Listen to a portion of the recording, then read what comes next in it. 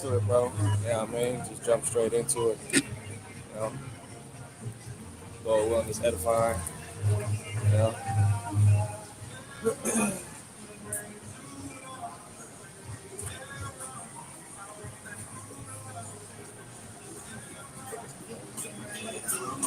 So,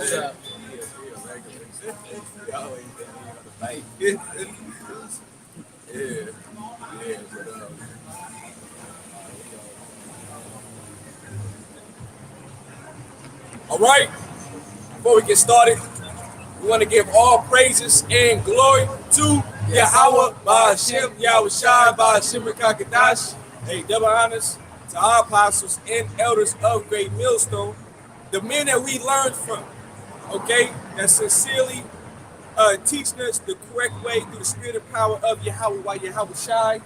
Shalom to the Bakorian, to the elect brethren that's constantly working out their own salvation with fear and trembling, that's not wavering to the left nor to the right.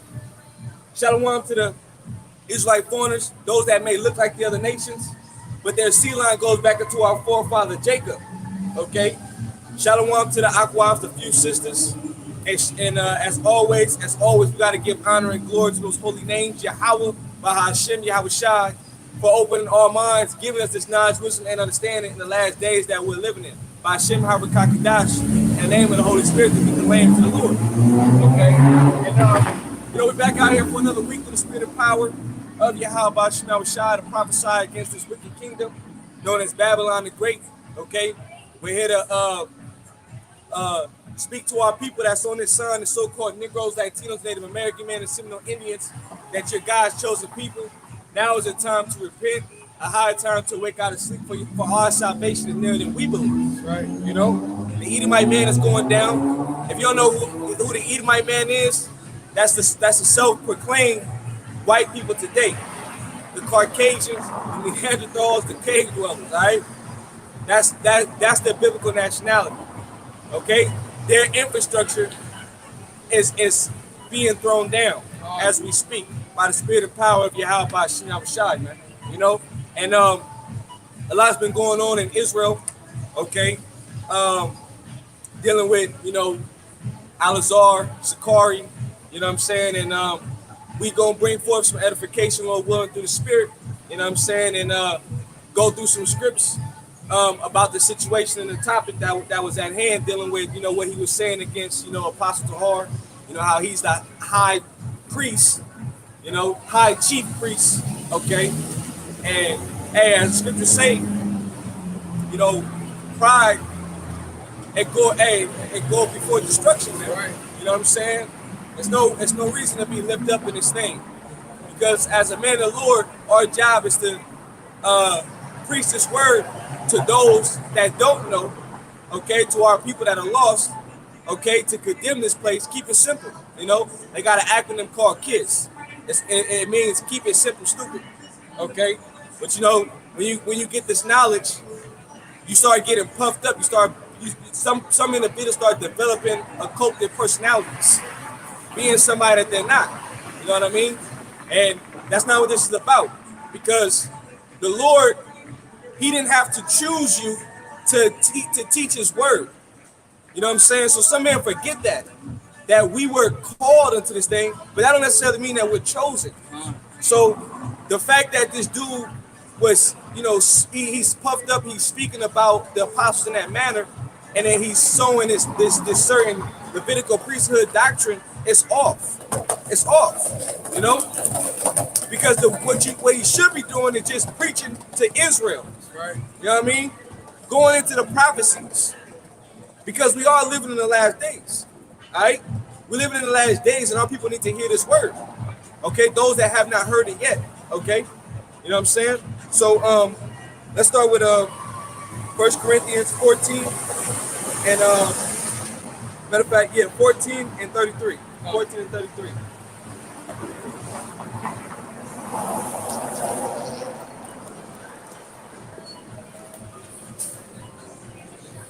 This is 1 Corinthians chapter 14, verse 33. For the Most High is not the author of confusion. Yeah, read it with power, brother. For the Most High is not the author of confusion, but of peace, as in all churches of the saints. Right. So see, the Heavenly Father, through his son Yahawashi, is not the author of confusion. Okay? And what that dude was talking about, he was just bringing confusion to those that don't know. You know what I mean? So, it's not about the Levitical priesthood, because we can't uphold the laws 100% in this time that we live in. Okay? And that's why we need Yahawashi. And Yahawashi is the ultimate really high chief priest. Okay? You understand? So when this dude was talking about Apostle Hart needs to retire, well, he was going into go to Numbers 8 and verse 20, Numbers 8 and verse 20, and then read all the way down. You know, because at a certain age you will come into the Levitical priesthood under the order of Aaron. All right, and then when you get to a certain age, because that's a strenuous task, being a priest.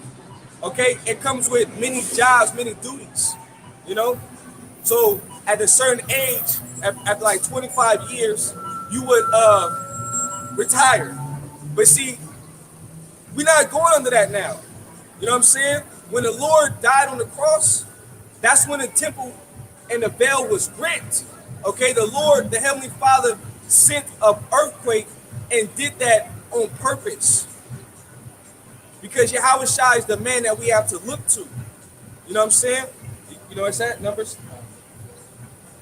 In the Old Testament.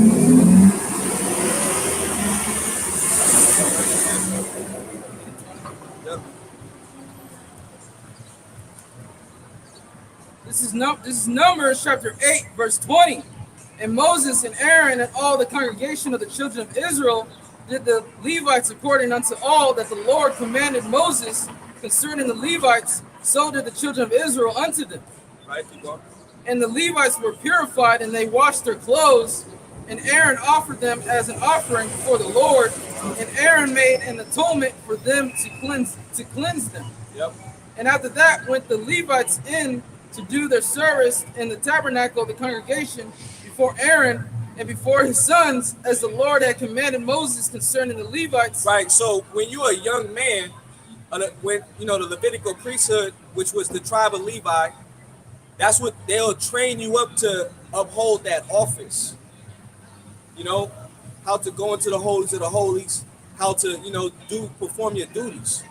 Okay, so these young men are being they're being groomed to uphold these positions. But see, now in these times that we're living in, we don't go under the Levitical priesthood. That's not taken away from the law, because we still do have to follow the laws. All right, here, the ones that we can uphold, which is the simple things. When it comes down to not committing adultery, coveting after your brother's wife, that's something that we could uphold. Not sleeping with another man's woman, that's something easy we could uphold. When it comes down to keeping the Shabbat, that's something easy we could uphold. You know what I mean? And do it to the best of our ability, because we work. There's days we got to work on the Sabbath. You know what I'm saying? But for the most part, we try to chill back at the crib. We don't cook or use fire. You know what I'm saying? We try to maintain it to the best of our ability. You know what I mean? Loving our neighbor as thyself. Brother down, we uplift him with some words. Brother needs some ends. Help a brother out. That's right. You know what I'm saying? We were doing to our brother as we would want for ourselves. There's things that we can do in the law that we can uphold here in the society. But when it comes to like the sacrificial law, where we got to sacrifice animals for sin offerings and do those things, the Lord done away with that. Go ahead. It says, as the Lord had commanded Moses concerning the Levites, so did they unto them. And the Lord spake unto Moses, saying, this is it that belongeth unto the Levites from 20 and 5 years old. Right. So 25 years old. Okay. Keep going. And upward they shall go in to wait upon their service of the tabernacle of the congregation. And from the age of 50 years they shall cease waiting upon the service thereof, and shall serve no more. Right. So this is the reason why this dude was speaking on that Apostle Hart should retire. at the age of 50. So 25 years later, after you perform your service, you did everything, okay, you will retire, you know? But no, because what's really the highest order of above the Levitical priesthood or being a high chief priest? What's really above that? It's a prophet, apostle. That's really above being a high chief priest. And the scriptures say that because it's one body that we're under. Yahawashi being our head, you know. Okay, we come in the spirit of Yahawashi, which was the spirit of Yahawashi. No, the spirit of Yahawashi is the spirit of prophecy. Okay, hold that. Go to Revelations 19 and 10. Okay, Yahawashi is the spirit of prophecy.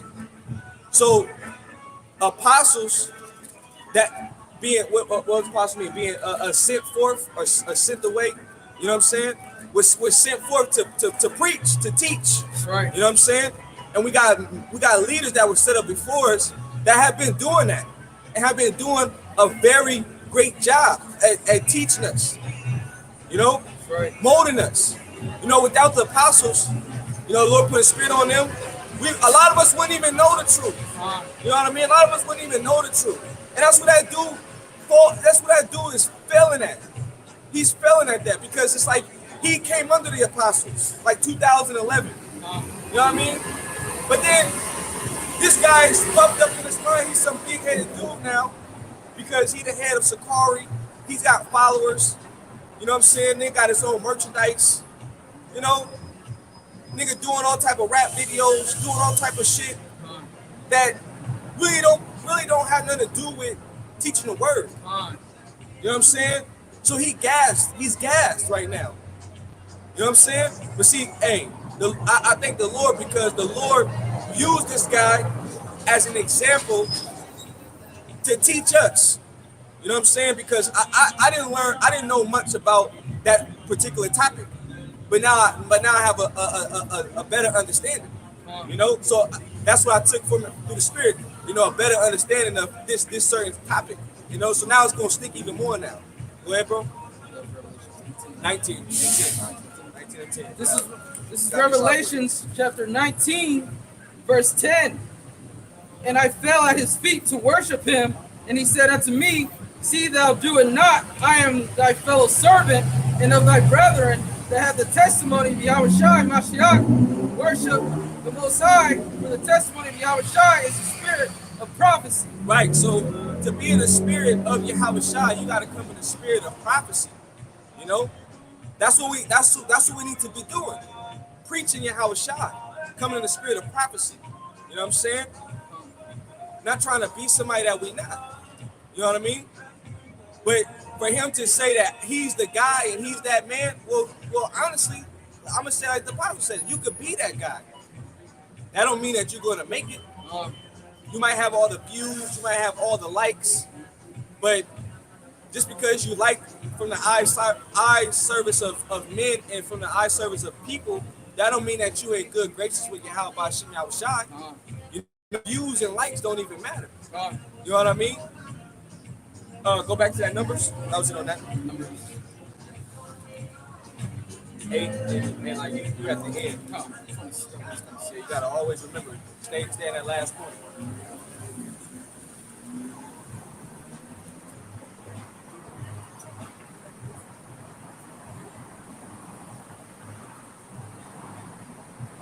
This is Numbers chapter 8.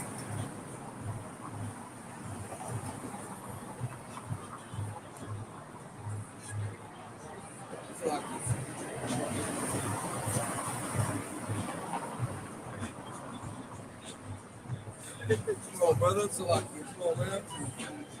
Come on, man. You gotta be sharp, man. You know what I mean? I can't always be telling you, remembering for you. You gotta remember yourself. You gotta help me out, brother. I don't normally get on you, but you know, you gotta be better, bro. No, you're right. It's kind of like go to Numbers 8 and 25, huh? This is Numbers chapter 8, verse 25.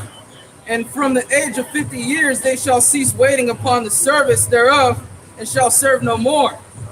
Verse 26, but shall ministers with their brethren in the tabernacle of the congregation to keep the charge, and shall do no service, thus shalt thou do unto the Levites touching their charge. That's it on that. Now go from there to 1 Corinthians 12, 27. You could drop that. I think that was the end. You know, to back up the point what I was saying, to be an apostle, that's really one of the first things that even Paul said. You know, 12 verse 27. Because we are under Yahawashi, man. You know what I'm saying? That's the spirit that we coming in. Is Yahawashi, and there's an order of things, you know, which a lot of jakes, they don't want to fall under the order of things. You know what I mean? They always trying to make a name for themselves, reinvent the wheel. You know what I'm saying? Taking away, adding on, and you're not supposed to do that. You know what I mean?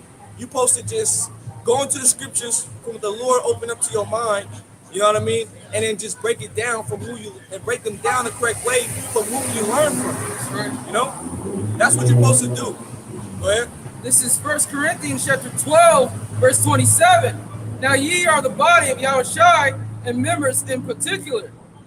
And the Most High have sent some in the church. Right, so it said you are the body of Yahawashi, right? Go ahead. First, and the Most High have sent some in the church. Start over, read it slow. Verse 27. Just calm your mind. Now ye are the body of Yahawashi, and members in particular. And the Most High have set some in the church. First apostles, secondarily prophets. Look, first apostles, you see? Secondary to prophets. You're not going to find in here a high chief priest. So really, the body of Yahawashi, the highest order, is the apostles. Right. You know, it's the order of it. And that's how it was set through the Spirit. Right. Because this is church. Okay? Matter of fact, let's look up that word church real fast. Which I believe it means, what's scripture that? This is 1 Corinthians chapter 12 verse 28. 28. Took the word church. The word church in 1 Corinthians 12 and 28. Ecclesia, which means a gathering of citizens called out from their homes into some public place, an assembly. So this is really church right here. Right. This is a public place in the agora, you know, in a marketplace. Right. Which you go into Proverbs, the first chapter, and tell you that where does wisdom crieth out? She crieth in the chief places of concourse. Okay? So right here is really where you have church at. Right. All right? And that's where you find the church of Yahawashi, especially, you know, on the weekends. Right. You know what I'm saying? Friday, Saturday, Sunday. Some brothers do other days throughout the week, you know?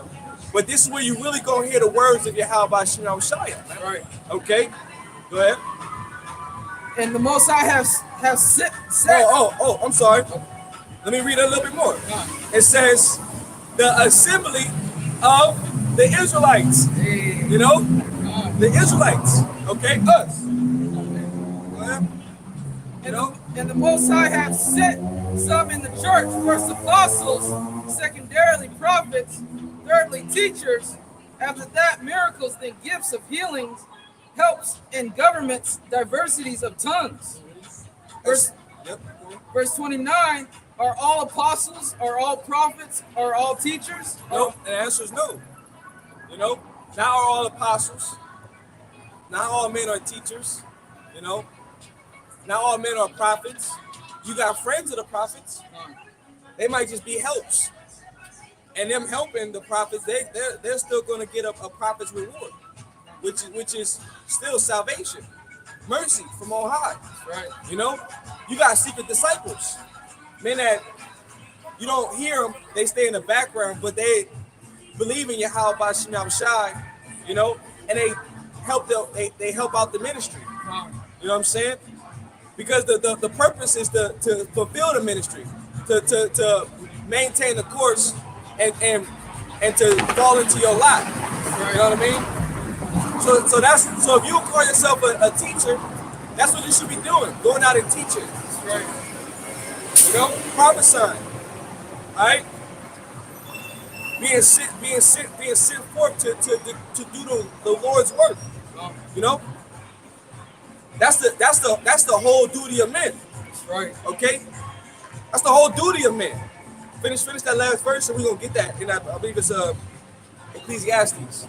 This is 1 Corinthians chapter 12, verse 29. Are all apostles, are all prophets, are all teachers, are all workers of miracles? Go to Ecclesiastes. Ecclesiastes 12 and 13. You know, because that's the whole duty of men. You know, this is one of the greatest callings that the Lord has opened our minds up to, which is to bring us unto this knowledge, man. You know what I'm saying? To be able to understand what the majority of Israel don't know. You know, because Israel don't know. You know what I'm saying? They have been blinded. But the Lord said, blessed are your eyes, all right, blessed are your ears for you hear. The Lord made it that you're going to be able to understand it's true because it was already in you. That's right. It was in you from the beginning. And so now it's being drawn out once you hear from the men that came before you, you know? So when the truth is drawn out, okay, from men that was before you and it resonates with you, you give honor to the men. You give honor to those men, you know? Go ahead. This is Ecclesiastes chapter 12. And it ain't like it ain't on some man pleasing. No, the apostles are worthy of double honors because you can tell by their works. That's right. You know, you can tell by their works what they've done, the work that they put in 30 plus years. That's right. And still going strong. You know. Go ahead. This is Ecclesiastes chapter 12, verse 13. Let us hear the conclusion of the whole matter. Fear the Most High and keep his commandments, for this is the whole duty of man. That's the whole duty of men. You know, fear the Most High, keep his commandments, serve the Lord, man. That's right. You know, and that's as simple as that. You know, nothing too hard to understand about that. And do the will of Yahawashi. Right. Right? Go from there to Romans 16 and 17. You know, so now this dude, high chief priest, Alizar, now he's under the scope. He's under that microscope. He's being marked, and now we're saying to get away from this dude, man. You know what I'm saying? Get away from this guy. You know, if your spirit is sincerely to serve Yahawashi, you want to really learn the truth, and you really want to work out your own salvation with fear and trembling, and you want to be saved, you and your household, get away from this dude. You know what I'm saying? Because this dude is going to get you destroyed if he don't repent. You know? Go ahead. This is Romans chapter 16, verse 17. Now I beseech you, brethren, mark them which cause division and offenses contrary to the doctrine which ye have learned, and avoid them. Look, mark them, right? What's that, 15 and 16? 16 and 17. 16 and 17? So it says mark them, right? Now when you look at that word mark, because you got to understand the words. So when you look at that word mark, let's get it right now. The word is skopeo, okay, in the Greek, which means to look at, observe, to mark, to fix one's eyes upon, direct one's attention to look to take heed to thyself. So right now, you got to take heed of this dude, because the Lord is setting the example. The house of Saul is waxing weak, but the house of David is waxing stronger, okay? And the Lord is making a clear separation of really who his men are. Right. Okay? The Lord is drawing the line. That's right. You know? And that dude is not a man of the Lord. You know what I'm saying? Every time that he gets rebuked, and every time that he comes out with something that's out of order, he has to defend himself. And it's like a female spirit. Any man that can't take rebuke, they gotta make up an excuse to validate that they went wrong. Instead of just accepting it, being humble. Okay? So now you gotta mark this dude because he's being contrary to the doctrine. That's not according to the doctrine. That we gotta follow this high Levitical priesthood. Then this dude was taken away from the writings of the scriptures. Taken away from the writings of the scriptures. Because the Hebrews is a whole book. Right. The dude took out a whole book. Because he know if you go into Hebrews, it's going to cut that doctrine that he's talking about. Right. I'm the high priest. If you disagree with me, then you're sinning. No, we're going to disagree with you because you're going off according to the scriptures. Right. All right? You know what I'm saying? And really, it's starting to look like you don't really believe in Yahawashi. You Xing Yahawashi out.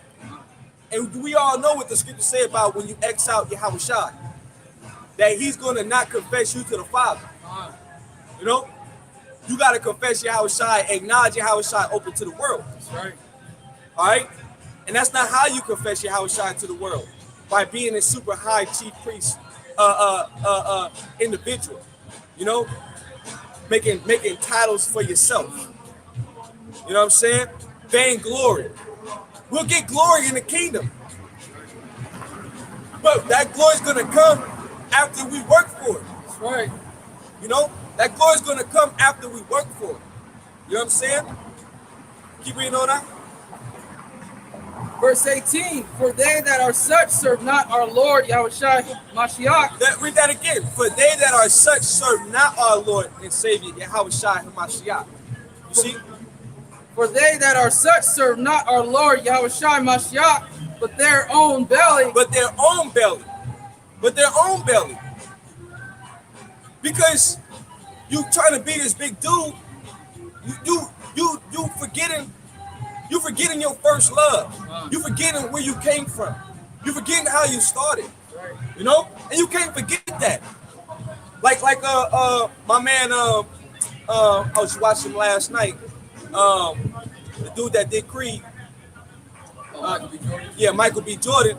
In the movie, he had to go back to the desert place.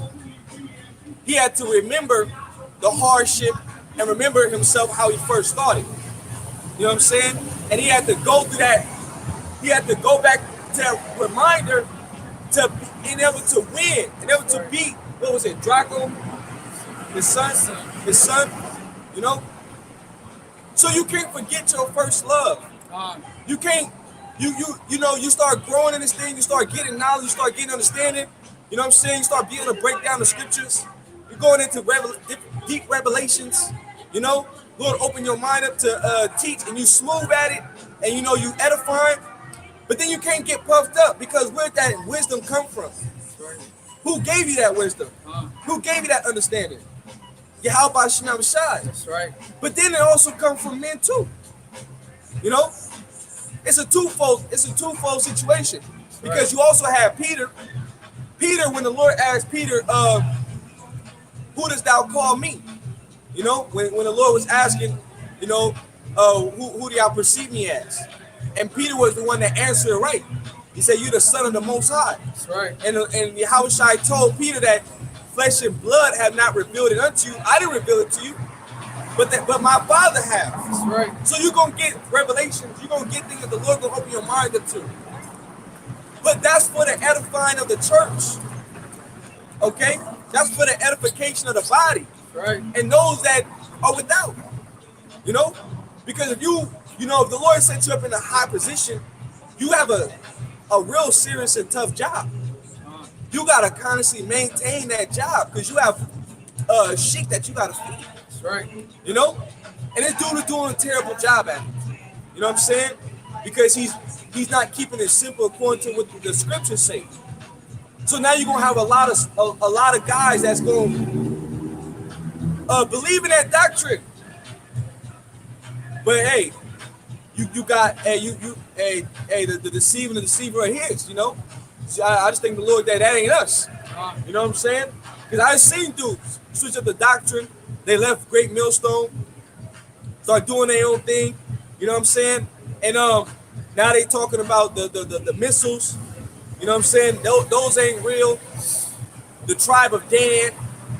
You know what I'm saying? Disrespect to the apostles and elders and teachers. Showing disrespect. Niggas smoking blunts. You know? Getting caught on camera, taking pictures, holding big ass bags of weed, getting lineups, shaping up their beard, just going all the way up because they didn't want to be in order. You know? Because that when that pride kicks in, that's the start of your downfall. That's the start of your downfall when that pride kicks in. You know? Go finish that up. For they that are such serve not our Lord Yahawashi Mashiach, but their own belly, and by good words and fair speeches deceive the hearts of the simple. By fair words and smooth speeches, they deceive the hearts of the simple. So you're gonna have people that's gonna be deceived by that, and that's why the Spirit had it to where a lot of brothers jumped on it because they came at the defense of the gospel. Right. Because that has to be corrected ASAP. Because it'll cause schisms it'll cause problems. So Lord, like, now I gotta cut that. You know, it's like you got mold, you gotta cut the mold, or it'll keep growing and spreading if you don't cut it. So that's what that is. It's mold, and that's dangerous for you. That's dangerous. You know, very deadly. Okay. From there, go to Proverbs 16 and 18. You can drop that. Proverbs 16 and 18.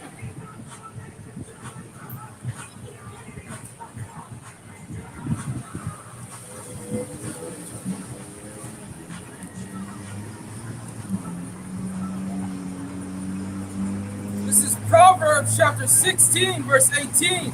Pride goeth before destruction, and haughty spirit before a fall. Look, pride goeth before destruction, and a haughty spirit before the fall. You know, and honestly, we don't have no reason to be proud of this thing. As the scriptures say, we are as worms. We are as worms, man. You know, we desperately need Yahawashi. That's right. You know, and then the order was already set on how things are to be. Okay, so it's just like you get in line, you follow the order. You know what I'm saying? And you do your part. You play your position. You know. Read again. This is Proverbs chapter 16, verse 18. Pride goeth before destruction, and a haughty spirit before a fall. Now go from there to Ecclesiastes 10 and 7. Ecclesiastes 10 and 7, because pride is really hateful to Yahawashi. The Lord hates a proud look, and the Lord hates a proud spirit. You know?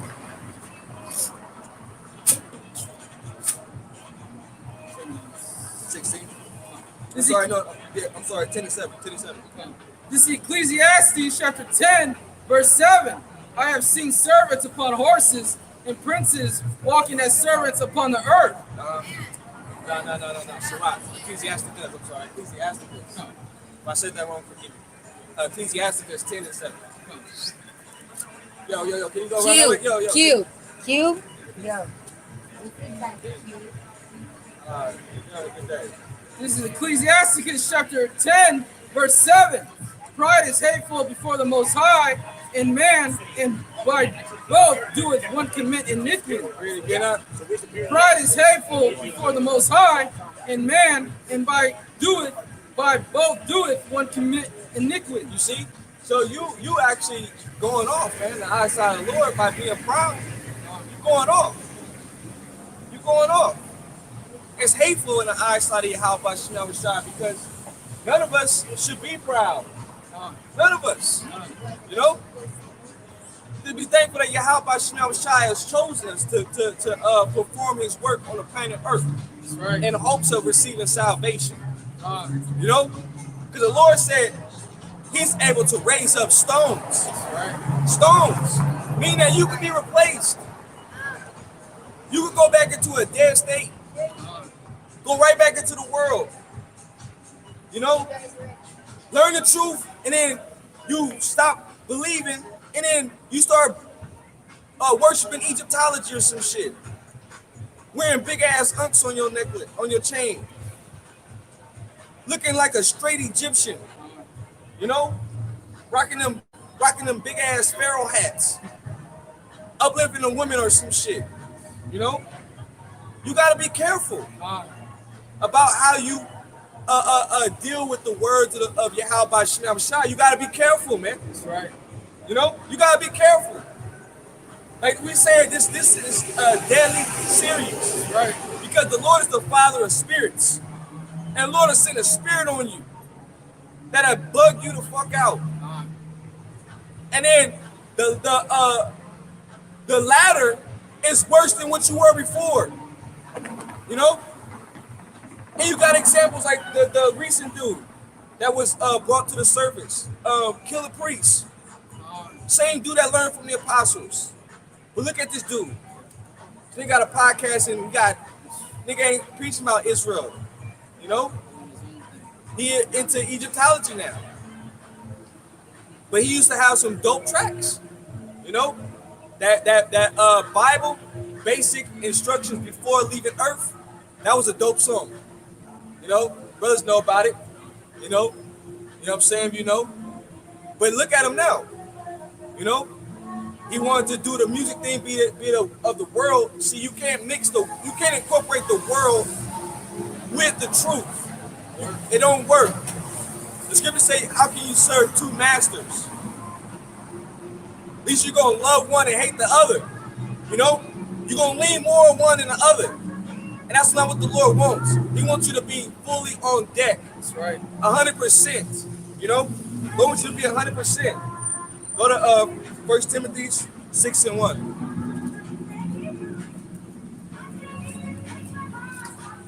Lord wants you to be 100%, man. You know?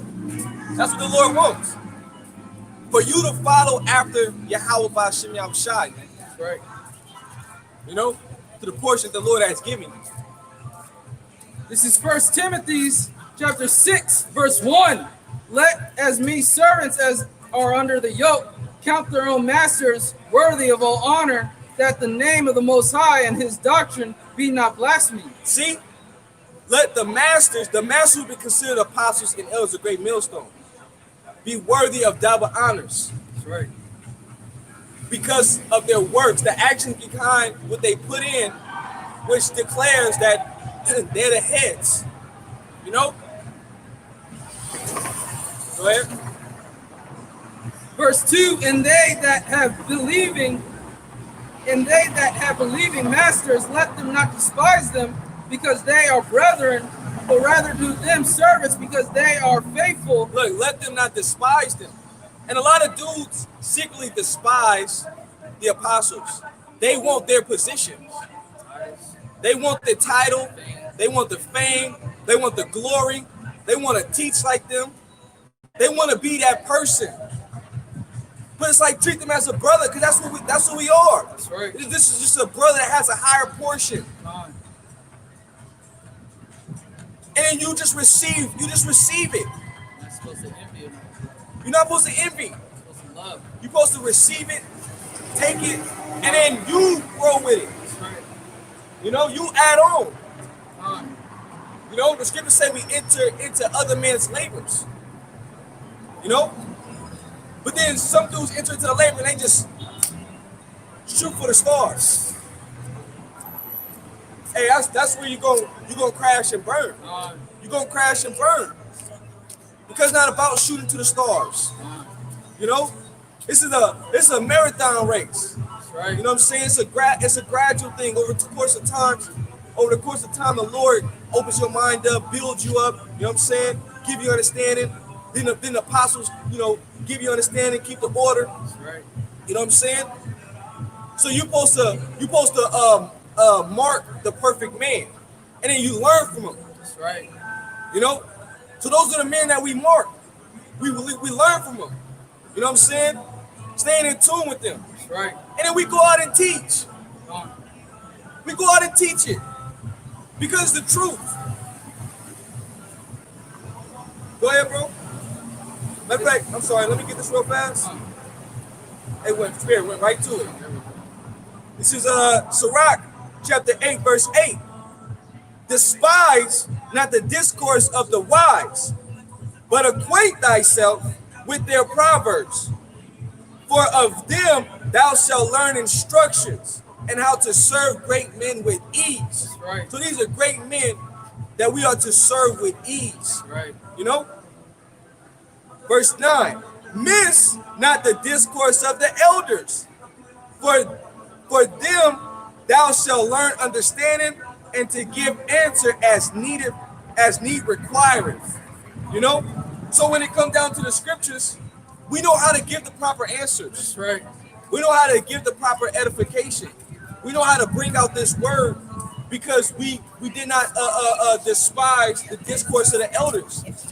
We acquainted ourselves with the elders, and we learned that now we can give answer when needed. So if anybody come and ask about a particular topic, we could go into it. That's right.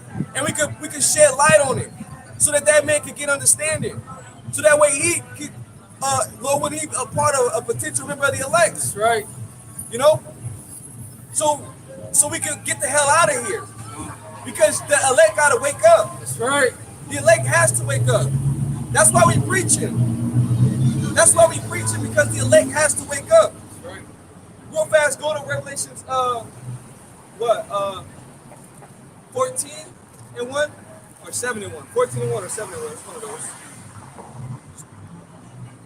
Try the 14 and 1 first.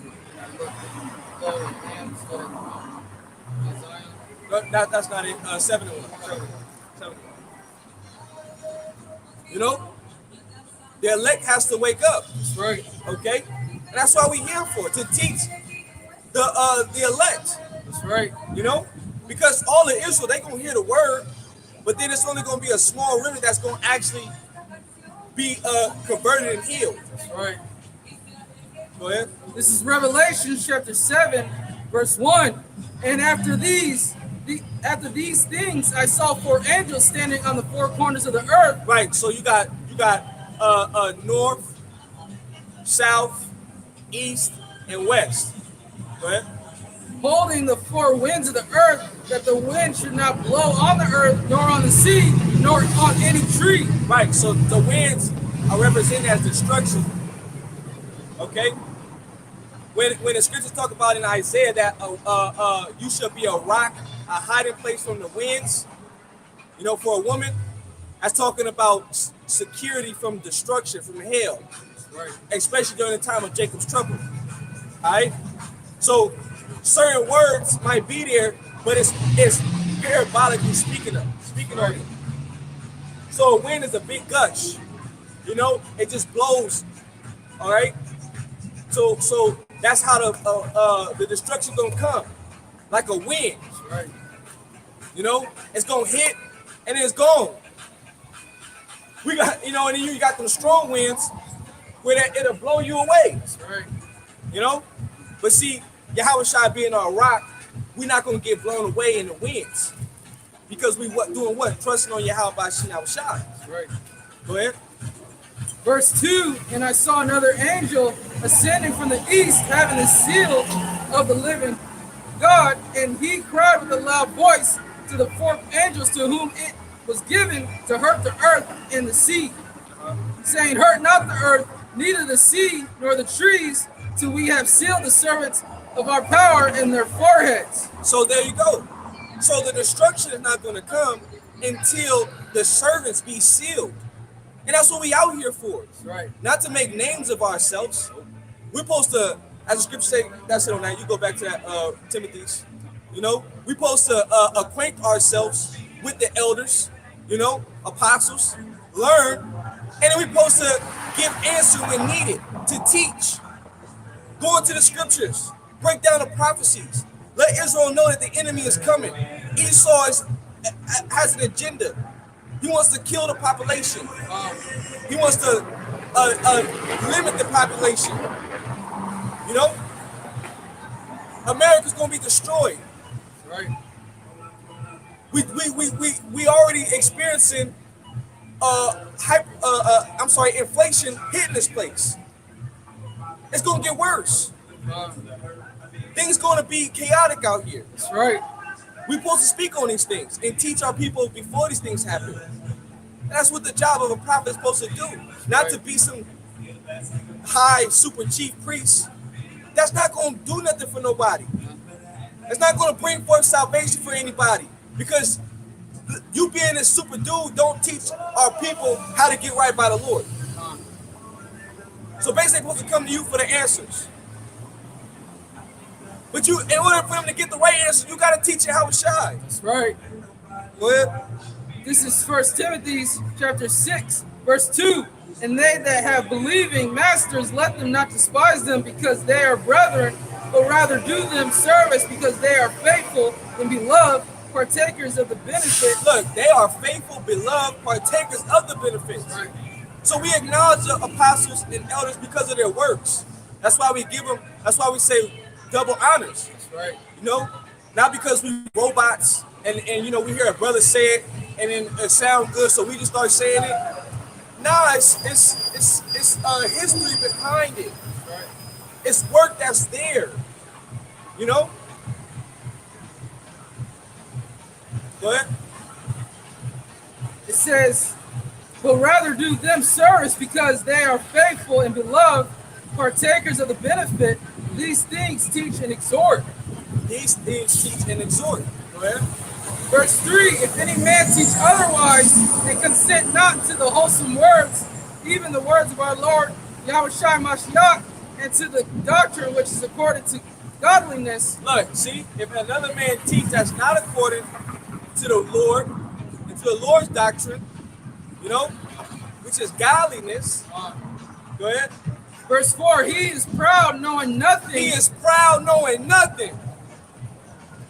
You proud, you don't know nothing. You just a novice. You know? You just a novice knowing nothing. You know what I'm saying? And if you don't get yourself together, the Lord's gonna destroy you. Right. You know what I'm saying? The Lord's gonna destroy you. Go ahead, bro. He is proud, knowing nothing, but doting for what?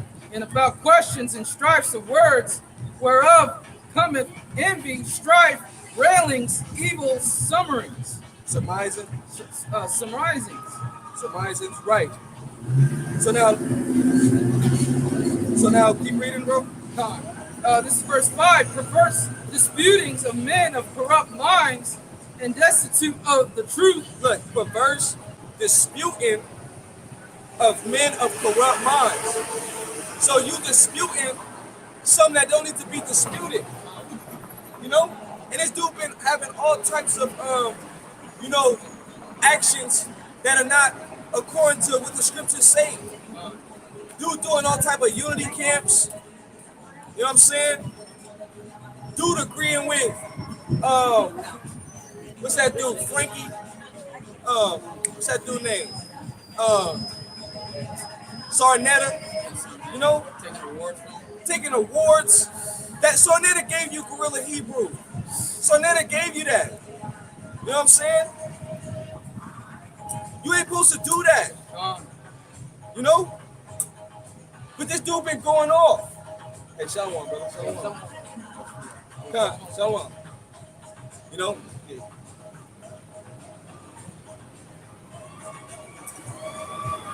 You know? So, you ain't supposed to do that. You know what I'm saying? Read it again now. It says, perverse disputings of men of corrupt minds and destitute of the truth, supposing that gain is godliness, from such withdraw thyself. Now watch this. Now watch what it says in the NLT, which fit them dudes. It says 1 Timothy 5 and 6 in the NLT. It says, these people always cause trouble. And that's what they've been doing. They prophesying with hats on.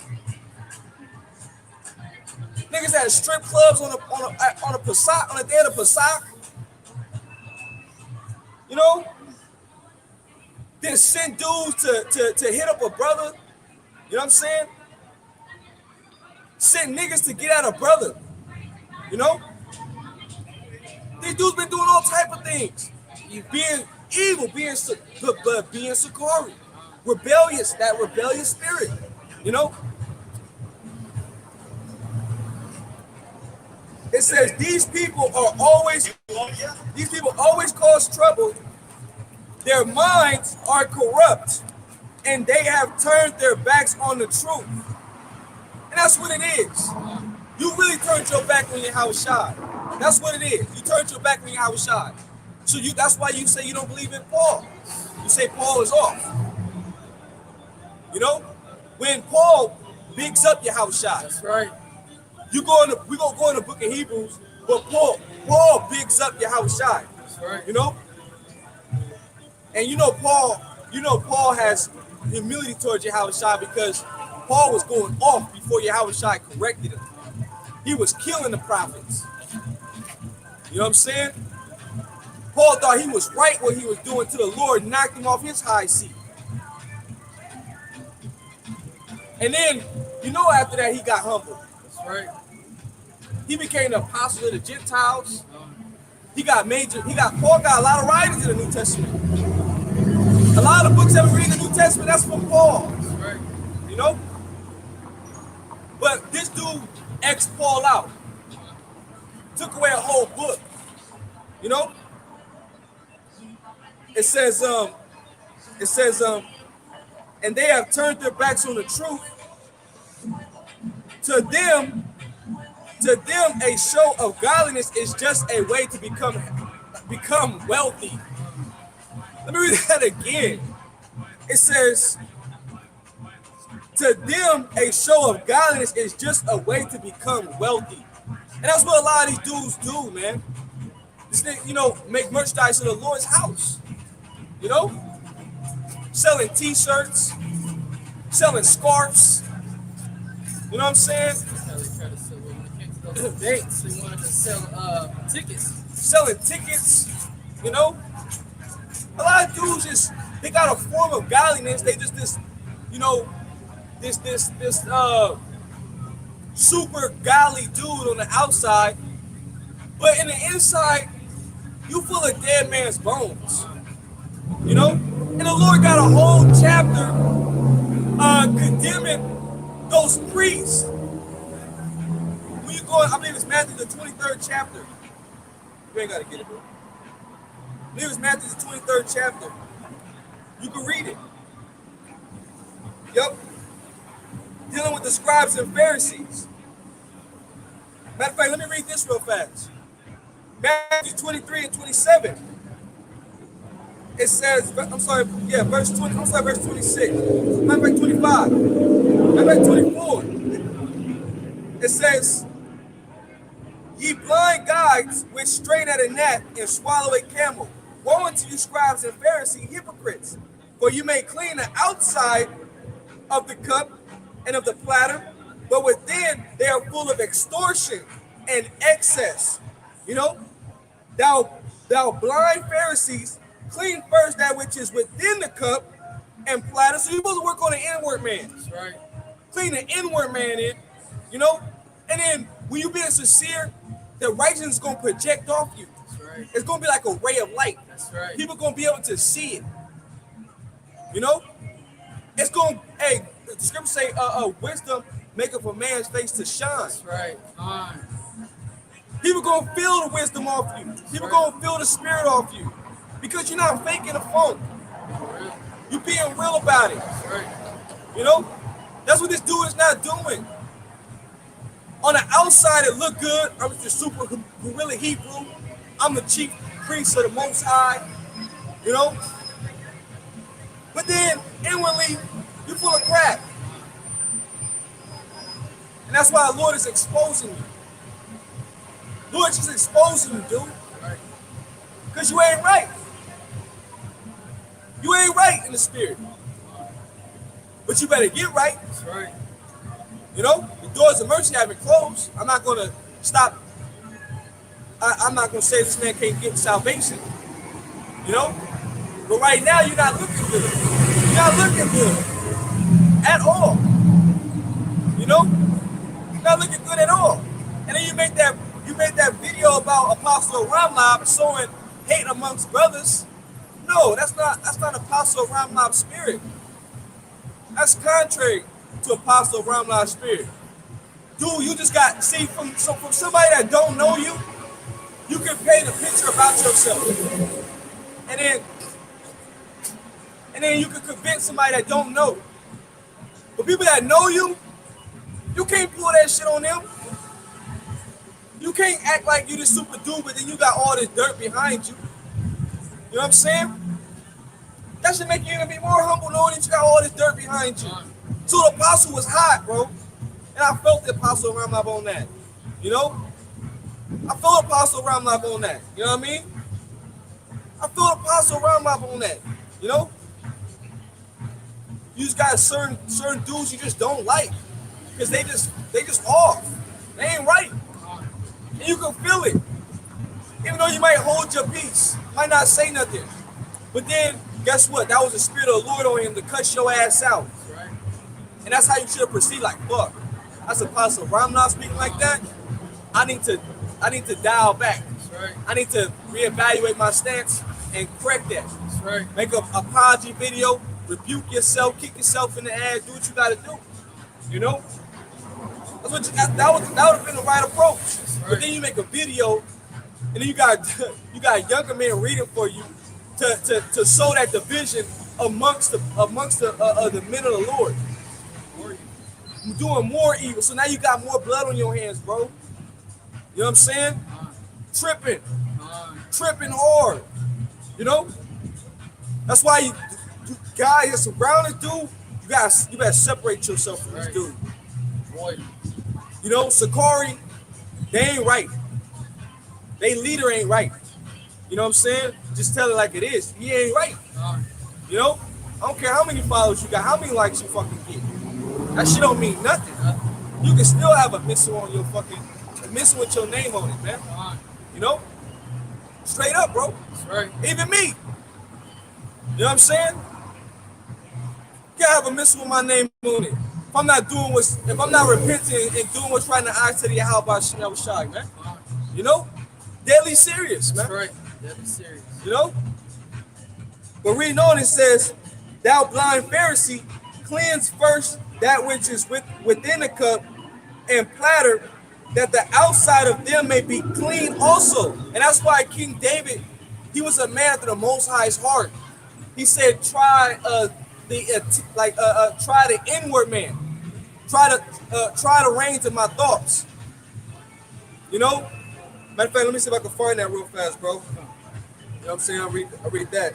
You know, King David said that. That's a man that, you know, showed humility towards Yahawashi Yahawashi. Had fear of the Lord. That's right.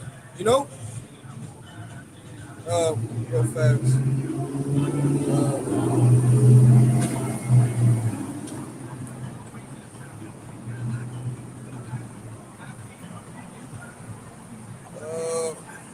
Dang.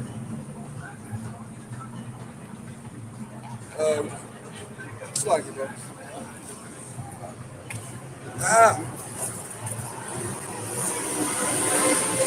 Y'all can't find it, but Lord willing. Oh, yeah, here it is. I got it right here. Psalms 139 and 23. Search me, O power, and know my heart. Try me and know my thoughts. You know, and there's another one that say, roughly paraphrasing, try my reins.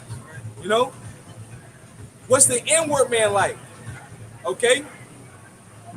Not what's projected on the outside. You know what I'm saying? Because anybody could act like they somebody good. Really on the inside. Right, but on the inside, evil as shit. You're doing all type of bullshit behind closed doors, you know? And the Lord see it all. The Lord see it all, you know? Don't let them get past the eyesight of Yahawashi Yahawashi. Lord got angels watching. That's right. You know what I'm saying? And then when you're going off according to the doctrine, guess what? The Lord going to bring them to the forefront for it to be corrected by the real men that's serving the Lord. That's right. So that way the real sincere believers can get the correct understanding. That's right. You know? And then they could grow. So you just being used as a tool. Man, that's scary. Set an example of what not to be. Man, I'd rather be used as a tool for righteousness, not a tool for evil. You know, because we all tools of the Lord. You know what I'm saying? That's why the scripture said the deceived and the deceiver are his. You know?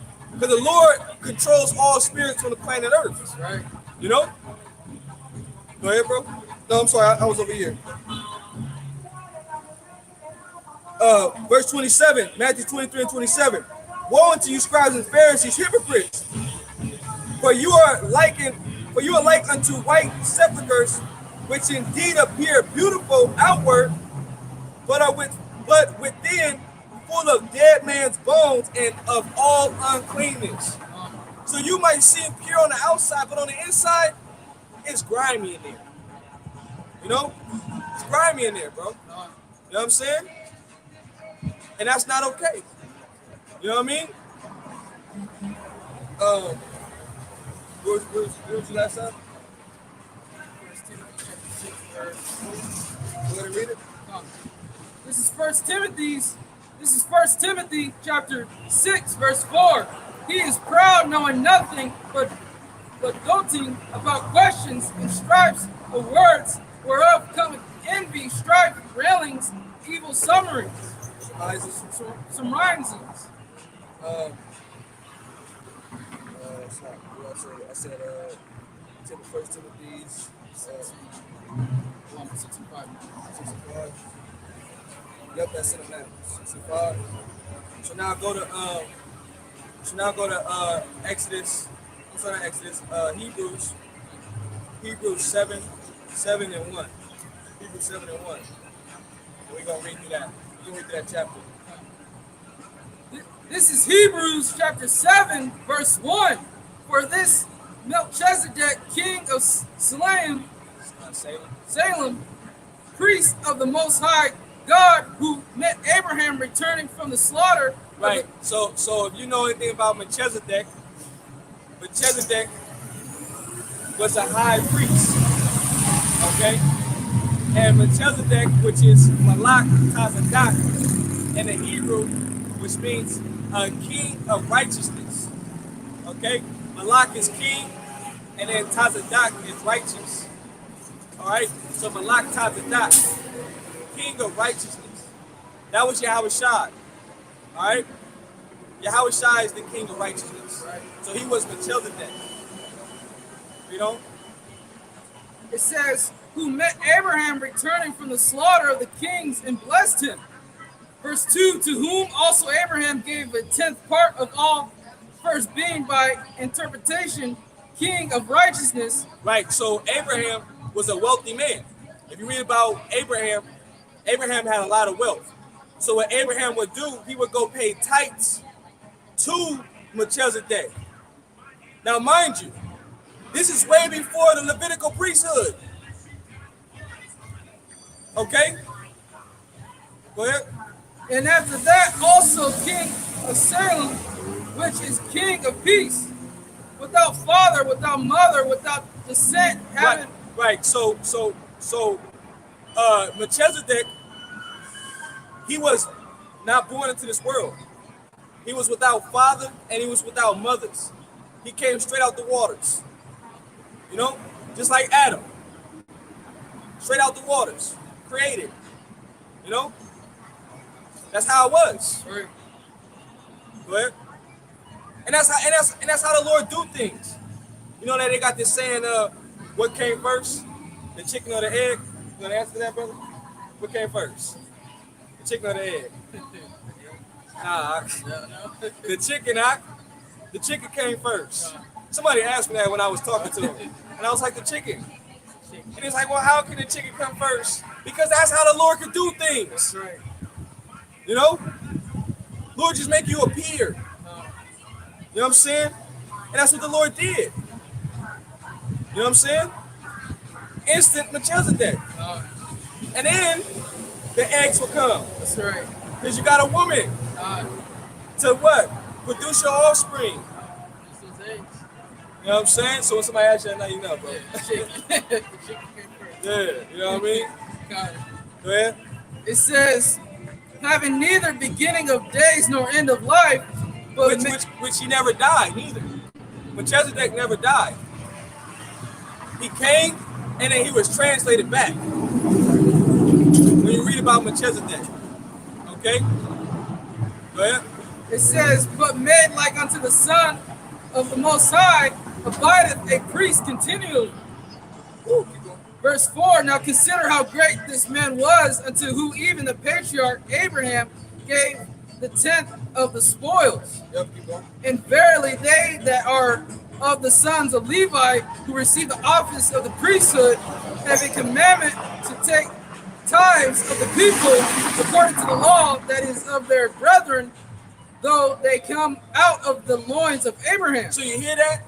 So Abraham was already doing according to the law before the Levitical priest was set up, because it just said they was in the loins of Abraham. Remember the Levitical priest, it was Abraham, Isaac, and Jacob. Right. Then you go into the sons of the 12 tribes, and out of the 12 tribes is the tribe of Levi, the sons of Aaron, the sons of Moses. You know. But Abraham was performing these things. The reason why is because the laws were already written in us. It was written in us morally. Let's prove that. Go to Genesis. Go to Genesis. Go to Genesis 9, 1 through 4. Genesis 9, 1 through 4. Dealing with Noah. All right, dealing with Noah. Okay, because the laws were written in us morally in the beginning. There wasn't no laws written on the stones. You know, and that's why nowadays you should be able to understand that Yahawashi, he's the one that fulfilled. He's the ultimate of the law. You know, we gotta follow what Yahawashi said. We gotta follow the Yahawashi's footprints. This nigga got Midnight Club definition of this car. Like too many video games. Go ahead, bro. This is Genesis chapter 9, verse 4. 1 and 4. Oh, sorry. This is Genesis chapter 1, verse 9, verse 1. This is Genesis chapter 9, verse 1. And the Most High blessed Noah and his sons and said unto them, be fruitful and multiply and replenish the earth. Right. Keep going. And the fear of you and the dread of you shall be upon every beast of the earth, and upon every fowl of the air, upon all that moveth upon the earth, and upon all the fishes of the sea. And to your hand are they delivered. Every moving thing that liveth shall be meat for you, even as the green herb have I given you all things. But flesh with the life thereof, which is the blood thereof, shall you not eat. See, that's in the law. That's in the law. The law tells that you ain't supposed to eat the blood of an animal. You ain't supposed to eat the blood of an animal. Let me get that real fast, because that's in the law. But see, the law wasn't around during the time of Noah, Sham, Ham, Japheth. But they knew how to. But they knew not to do that. Another example is Cain and Abel. You know what I'm saying? The sacrificing. All right. Let me get this real fast.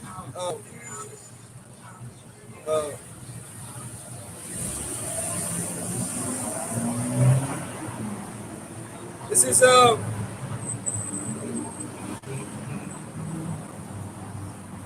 Leviticus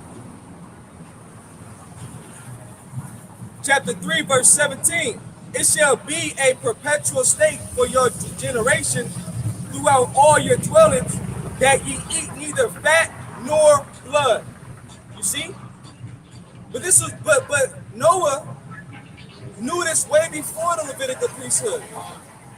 Okay? And that's why it said that in Hebrews the 7th chapter, that Abraham was performing the works of the law before Levi was even born. You know? Just wanted to make that point. You know, like I said, Cain and Abel. Abel sacrificed righteously to the Lord, the first of the flock. All right, which that's in the law. Okay, go ahead. This is verse And Cain sacrificed wrong. You know, verse 4. But flesh with the life thereof, which is the blood thereof, shall you not eat. that's 4. That's it. Go back to the Hebrews.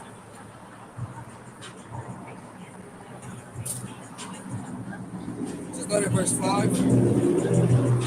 Come on. This is Hebrews chapter 7, verse 5. And verily they that are of the sons of Levi, who receive the office of the priesthood, have a commandment to take tithes of the people according to the law, that is of their brethren, though they came out of the loins of Abraham. Right. So Abraham was given tithes unto Melchizedek, okay, and Levi was still in his loins. You know, he's still in my nutsack. Go ahead. Wasn't even here yet. But show you that everything was set through the spirit. That's right. It's a spiritual thing. You know, we gotta follow the laws, but it's only the laws that we gotta follow that we can uphold. That's right. Because for one, we're not a sovereign nation. We're not a sovereign nation. When we have sovereignty, that's when we're going to perform the laws of Yahawashi completely. That's right. And we're not going to have to think twice or bat an eye at making a mistake when we do them. And that's going to be in the kingdom of heaven. That's right. Made perfect. We're going to be made perfect, reprogrammed. That's right. You know? But right now, we under grace. So you could be this high chief priest, and it don't mean nothing. You know? Let me get this too. I think it's Galatians. When I said that, matter of fact, I might have you get it. Galatians, I think it's the 2nd chapter.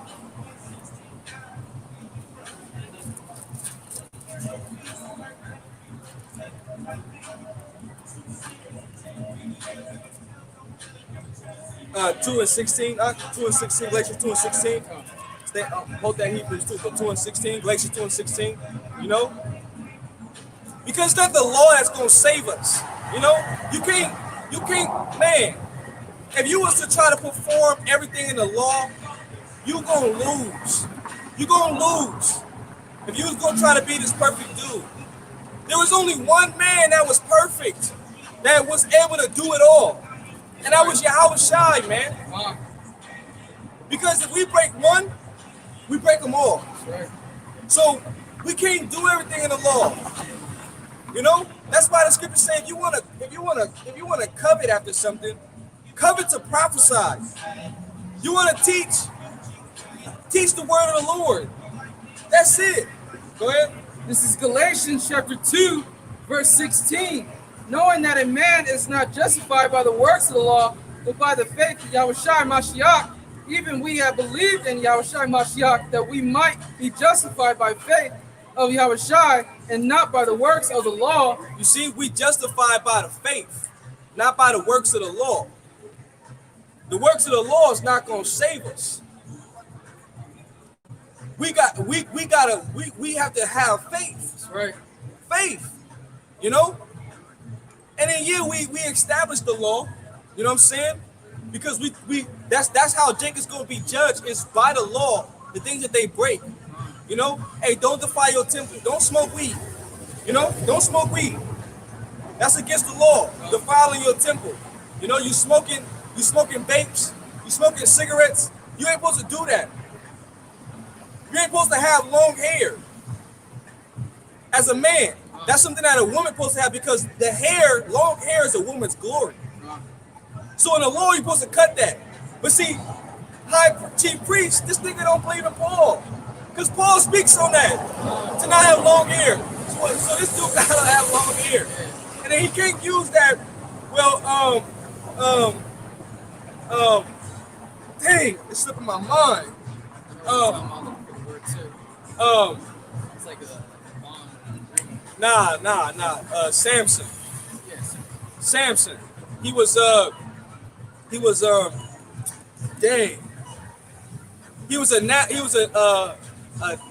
it's slipping my tongue. It's on the tip of my brain. but I can't think of the name. I think it was a Nazarite. Let me see. Go ahead and read out. It says, this is Galatians chapter 2, verse 16. Knowing that a man is not justified by the works of the law, but by the faith of Yahawashi Mashiach, even we have believed in Yahawashi Mashiach, that we might be justified by faith of Yahawashi, and not by the works of the law, for by the works of the law shall no flesh be justified. But if while we seek to be justified by Yahawashi, we ourselves also are found sinners, is therefore Yahawashi the minister of sin?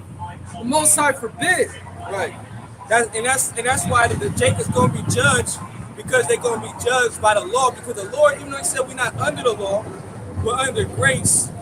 But we still can't minister to sin by breaking the laws that we can't keep. You know, we can't break those laws. And the only way the only people that can uphold those laws are the Israelites. Those are the only people. Ain't no other nation can uphold those laws but us. You know? So in order to learn about these laws that you're breaking, you got to be taught them, and then you got to go into the scriptures and read about them and learn them. You know? Because these laws that we can't keep here, it's not hard. It's not grievous. It's simple. It's real simple. You know? Hey, don't idol worship. Like people don't even realize that something as simple as you getting married by the state, right? That turns into idol worship. Because guess what? The man, he's bowing down to the woman, getting on one knee, right? And then putting a ring on a woman's finger, that goes back into Egypt. They used to worship, I believe it's the moon and the sun and the, I got a picture. Let me get it real fast.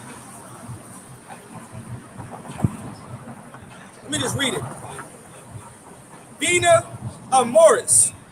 So that's Latin for vein of love. That's what they call it. So when you put a ring on a woman's finger, you put it on a fourth finger, which is the was supposed to have the vein that goes to your heart. That's the ideology behind it. So when you put a ring on a woman's finger, that's supposed to go to her heart. I love you, girl. That's somebody's love. You know? It says traditional beliefs establish that this vein ran directly from the fourth finger of the left hand to the heart. This theory has been cited in Western cultures because it started in Egypt, and then just like the Romans do today, which the Edomites, they take on all the customs of the world, of all the other nations. So the Romans were doing this back in the Roman Empire.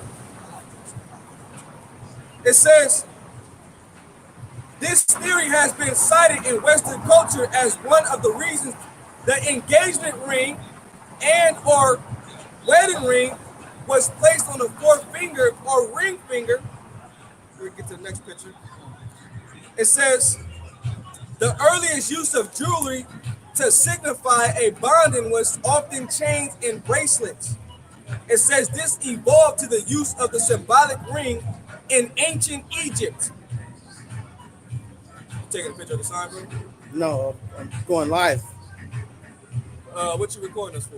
Why? Yeah. Because I'm trying to change the world too. Okay. I'm doing the same thing you are trying to do. All right, but we ain't recording you though, bro. So we just asking for some respect. All right. You know what I mean? Keep going. I didn't take no picture. I appreciate You can look you, at my phone if you no, want. No, it's all good. I believe you, bro. It's all good. You know, Yeah. I thought I'd ask you because you know, you I got your respect phone it. now. I respect it. Appreciate you, bro. Continue. It says in ancient Egypt, the sun and moon gods were feared. So you see, the sun and moon gods, that's what they were worshiping for the rings. So when you put the rings on a woman's finger, the ring goes on a man's finger and the ring goes on a woman's finger. But that goes back into ancient Egypt, okay, which is a Hamitic custom, which then later, when you read deeper, goes back into the Roman Empire. That's when they start using like metals, And then it signified if you had gold and silver and you put that on the woman's finger, it signified that she was in control of your possessions. That's what that history goes back to. So something as simple like that. People don't even know that they're breaking the laws of Yahawashi, worshiping after heathen customs. It's an origin to everything, you know. But people don't know that. So that's a sin according to the law. That's a sin. We're supposed to do that because we got our own customs as Israelite men and women. We have our own what you call marriage customs, Right. you know. And marriage is by the way of active sex, just like real fast. Let's get this real fast. Go to Genesis 40. Let me see. I think it's, go to Genesis. We're just gonna hit this point real fast. Go to Genesis 24 and 65. Show you that marriage is the act of sex, man. You know what I'm saying? Can I ask you a question? Just give me 1 second. Let me just make this point and I'll answer your question. Yep. Dealing with our forefather Isaac when he met Rebecca. Okay, so a part of our law, we will have a ceremony. We'll have a ceremony. You know, you'll get gifts. We'll probably party it up for a week straight. You know, and then to consecrate the marriage, a man would go into the tent with his wife, and they would have sex, and he would lay down a towel, and that'll be when he pops her cherry, that'll be the token. Come on, man. of the marriage. You gotta think of a different term than that. Try to get your point across in a positive way. But that's gotta keep it straight, bro. Come on. You know, gotta keep it straight for people to understand. You know, gotta keep it straight. Go ahead. This is Genesis chapter 24, verse 65, where she had said unto the servant, what man is this that walketh in the field to meet us? And the servant had said, it is my master. Therefore she took a veil and covered herself. And the servant told Isaac all things that he had done. And Isaac brought her into his mother's Sarah's tent and took Rebekah, and she became his wife. Look, she went into his. Matter of fact, read it. Start at 55 and then read down to that part again. Read down to that part again. She went into his tent, and then she became his wife. That's marriage. Go ahead. This is Genesis. Am I gonna get a chance? Yeah, you're gonna get a chance. Just hold on, bro. Just hold on. Let me just bring this out. You know what I mean? I wanted to get the backdrop of it. You know what I mean? This is Genesis chapter 24, verse 55. And her brother and her mother said, let the damsel abide with us a few days, at the least 10. After that, she shall go. Because it was already set up in the spirit that Rebecca was going to be Isaac's wife. Okay? Go ahead. Verse 56, and he said unto them, hinder me not, seeing the Lord hath prospered my way. Send me away that I may go to my master. Yep. And they said, we will call the damsel and inquire at her mouth. And they called Rebekah and said unto her, wilt thou go with this man? And she said, I will go. And they sent away Rebekah, their sister, and her nurse, and Abraham's servant, and his men. And they blessed Rebekah and said unto her, thou art our sister, be thou the mother of thousands of millions, and let thy seed possess the gate of those which hate them. Right, yep. Because, hey, Rebecca, I'm asking my question. I'm leaving after this, but you guys, just like you asked me to respect you, you're going to respect me. I'm going to say my piece. Nah, this is what it is. No, you're going to respect me. Do you believe that Muslims are going to hell? Do you believe a Muslim's going to burn in hell? Do you believe a Muslim's going to burn in hell? Do you believe a Jewish man is going to burn in hell? Do you believe a Jewish man is going to burn in hell? Why do you think your way is the only right way? Why do you think your way is the only right way? And Rebekah rose. That's the thing. That's the problem with the world today. That's what the problem with today. You won't let your way is right. You won't accept anybody else's problem. You got a lot of wisdom inside beside you, brother. I know that. I know that. In the south country, Yeah. and Isaac went out. But I'm not gonna just wait because as long as I'm here, I'm gonna disrespect your video until you allow me to ask you one question. I'm not disrespecting you. I'm disrespecting you. I'm disrespecting you. I'm disrespecting you. I'm disrespecting you. Don't even engage with it. Don't even engage. Keep reading, because this dude is a demon. I'm a demon. How am I a demon? How am I a demon? That's fucked up to call someone a demon. You should have just waited. You should have been respectful. You should have waited. I said I will answer your question after I'm done. Then you didn't wait. You didn't wait. So you chose to take it upon your own self to not wait. And so now you don't get your fucking question answered, bro. But the thing is, you're a So bully, now and I'm a it's bully done. too. It's done, So bro. you know what? It's done, bro. Hey, it doesn't matter. It doesn't matter. It doesn't matter. You're not gonna burn in hell if you're a Christian. You're not gonna burn in hell if you're Muslim. You're not gonna burn in hell, bro. Yeah. Back up, bro. As long as Back up, bro. The name of Yahawashi, back the fuck up, bro. Back up, bro. Or what? Back up, bro. Or what? Back up, bro. Or what? Back up, bro. Get this dude on camera. Get this dude on Get me on camera. camera. Back up, bro. Look, exactly. Get me on The camera. Lord gonna get you, bro. The Lord gonna destroy you, bro. Fuck out of here, bro. I'm blessed, brother. Fuck out of here, I'm bro. blessed. Fuck out of here, bro. I'm blessed. Do you know what hell you're gonna go to? You're gonna go to nuclear fire, bro. That's what you're gonna go through. The Lord gonna destroy you, bro. The Lord gonna destroy you, bro. You're an Israelite too. I'm letting you know that. You're an Israelite, and Yahawashi is gonna destroy you, bro. You're an Israelite, bro. Just letting you know. And the Lord gonna destroy you. Okay, we'll see. We'll see, bro. We'll see, bro. We'll see, bro. We'll see. Keep reading now. Start on from what verse you at? Verse 59. I'll start back at 55. And her brother and her mother said, let the damsel abide with Just emotional. Emotional. Nigga said, he couldn't even wait. I'm not finished making the point that I'm making. You know what I'm saying? But that's because you got a lot of dudes, you know what I'm saying, that are Israelites, that's emotional. Emotional. You know? And I knew Satan was going to do, the dude had a dark spirit on him. Right when he came up, he showed it. He had a dark countenance on him. Nigga talking about Muslims. Nigga, we ain't Muslims, bro. But I'm gonna let you know you're an Israelite. You know what I'm saying? And the Lord gonna deal with you in due time. Just wait for it. Because you ain't disrespecting me. You disrespecting the Lord. I'm teaching the Lord's word. The Lord's word. You supposed to listen. You ain't writing nothing up here. You know what I'm saying? Fumbling them out too, like halfway through. Yeah, because nigga, I cut him out. Nigga probably smoke weed. Yeah. You know? Come on, man. But go ahead, bro. This is Genesis chapter 24, verse 55. And her brother and her mother said, let the damsel abide with us a few days. At the least 10, after that shall she go. And he said unto them, hinder me not, seeing the Lord hath prospered my way. Send me away that I may go to my master. Look, that she may go to her master. That's how a woman should look at a man. You know? So I may go to my master. You know? But women don't reverence men as lords. Alright? You know what I'm saying? Go ahead. But we ain't gonna it's not about getting on women right now, you know what I mean? But we're just making the points.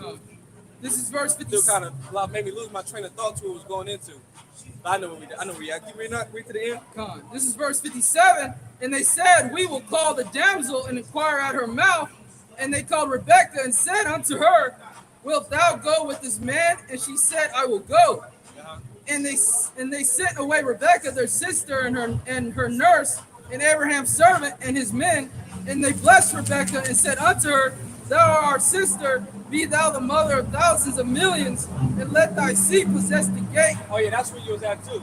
Because Rebekah is the mother of Jacob and Esau. You know? And through the loins of Jacob as well comes the 12 tribes. So that's what it's referring to. That she was gonna be read it again, she was gonna be the mother of thousands? It says, and they blessed Rebekah and said unto her, thou art our sister, be the mother of thousands of millions. Thousands of millions. Woo. You know? Go ahead. And let thy seed possess the gate of those which hate them. And Rebekah arose and her damsel. Her seed possess the gates of those that hate them. You know, it's the Israelites. Us. And that in the end, that's what it's going to be. We're going to possess the gates of all our enemies that hate us. All the other nations that hate the children of Israel, we're going to possess them. We're going to possess the gates. We're going to control the borders. You know, how they control the borders here and they allow people to come in and out, you know. Well, we gonna have that. That's Isaiah. The gates shall be open continually, you know. Where the heathen gonna have to pay tribute unto us. They gonna have to bring the precious cinnamon, you know, precious stones, you know what I'm saying? All the good smelling ointment, the frankincense, the myrrh, you know what I'm saying? All the nice fabrics. They gonna have to bring all that to us. Right. The top quality. You know what I'm saying? The pearls, everything. You know? We gonna possess everything. They gonna have to come to our borders, and we gonna dictate what goes in and out. But that time is gonna come when Yahawashi comes and deliver us from this place. Right. You know? Because here we don't have no power. Here we can't serve our power the way that we truly really want to. You know? But the Lord is still having mercy on us for being able to do the things that we can do. You know? Which a lot of dudes, they get that twisted. Because as simple as the laws that we can't maintain here, Jake stumbled at him. Like, where your beard at? Oh, you grow your beard. Hey, dude don't even got a beard on his face, man. You know? That's a heathen custom, man. You know what I'm saying? That's something that you could do. If you know, not all brothers could grow their beard. You know what I mean? But if you could grow your beard, grow your mustache or grow some facial hair, grow it. That's right. You know what I'm saying? And that dude was able to grow a full, and I could see the 5 o'clock shadow. You know what I mean? Yeah, talking about Muslims. Nigga, go serve your bean pie down the street or something, bro. I'm not trying to hear that shit, man. You know? Do you think all Muslims going to hell? Nigga, hell don't even exist, nigga. You know what I'm saying? Jake don't even, that's what I'm saying. Jake don't listen. If you would have listened and then just held your peace, you would have got your question answered. You know what I'm saying? Hell don't exist. We living in hell. It's the black man's hell and the white man's heaven. You know what I'm saying? Came up here with an ulterior motive.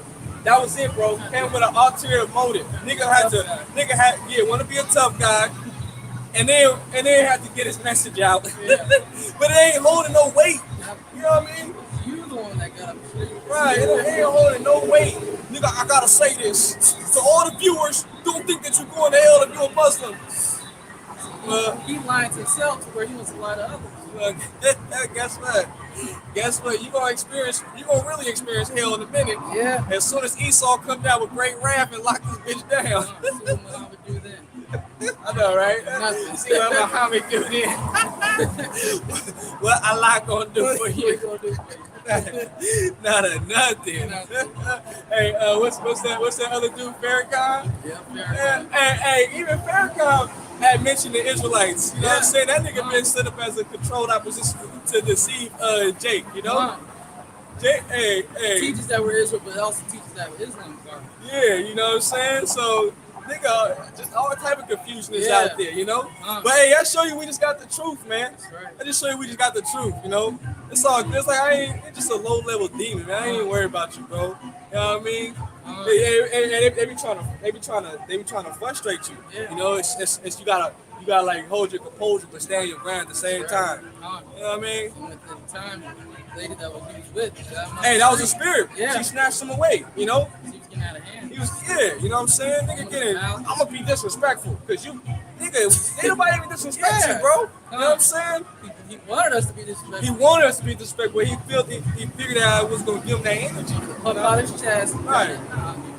Bro, we edifying, bro. We teaching, bro. Get out of here. Yeah. I mean, if you want to learn something, nigga, shut up and listen. That's right. Damn. Jake is crazy, man. Hey, make thy forehead strong against their foreheads. Right. You know what I'm saying? You know, hey, Jeremiah had to deal with it. You know? So, hey, it is what it is. Right. You know what I'm saying? It is what it is. That's part of being in the elements. You're going to have Jake that's going to, like, get at you. Yeah. You know what I mean? Fuck it. Hey, for the Lord's sake, hey. These words cut. Hey, they cut deep. That's right. They cut deep. Nigga said, no, man. So we're talking about sexist marriage. No, man. But keep going though, bro. This is verse 61. And Rebekah arose and her damsels, and they rode up upon the camels and followed the man, and the servant took Rebekah and went his way. Verse 62, and Isaac came from the way of the well Laharoi, for he dwelt in the south country, and Isaac went out to meditate in the field at the eventide, and he lifted up his eyes and saw, and behold, the camels were coming. And Rebekah lifted up her eyes, and when she saw Isaac, she lighted off the camel, for she had said unto the servant, what man is this that walketh in the field to meet us? And the servant had said, it is my master. Therefore she took a veil and covered herself. Verse 66, and the servant told Isaac all things that he had done, and Isaac brought her into his mother Sarah's tent and took Rebekah, and she became his wife. Right, look, see? Isaac took Rebekah into his mother's tent, and she became his wife. What did they were doing in the tent? Playing patty cake? No, he was popping her. That's it. That was it. She became his wife, and then he loved her. That's right. You know what I'm saying? Go ahead, bro. It's just that simple. You know, it's just that simple. And took Rebekah, and she became his wife, and he loved her, and Isaac was comforted after his mother's death. That's it. Now go back to that Hebrews. You know, a lot of what our people do is they associate this westernized mentality, you know, what they learned here, and they try to incorporate with the scriptures.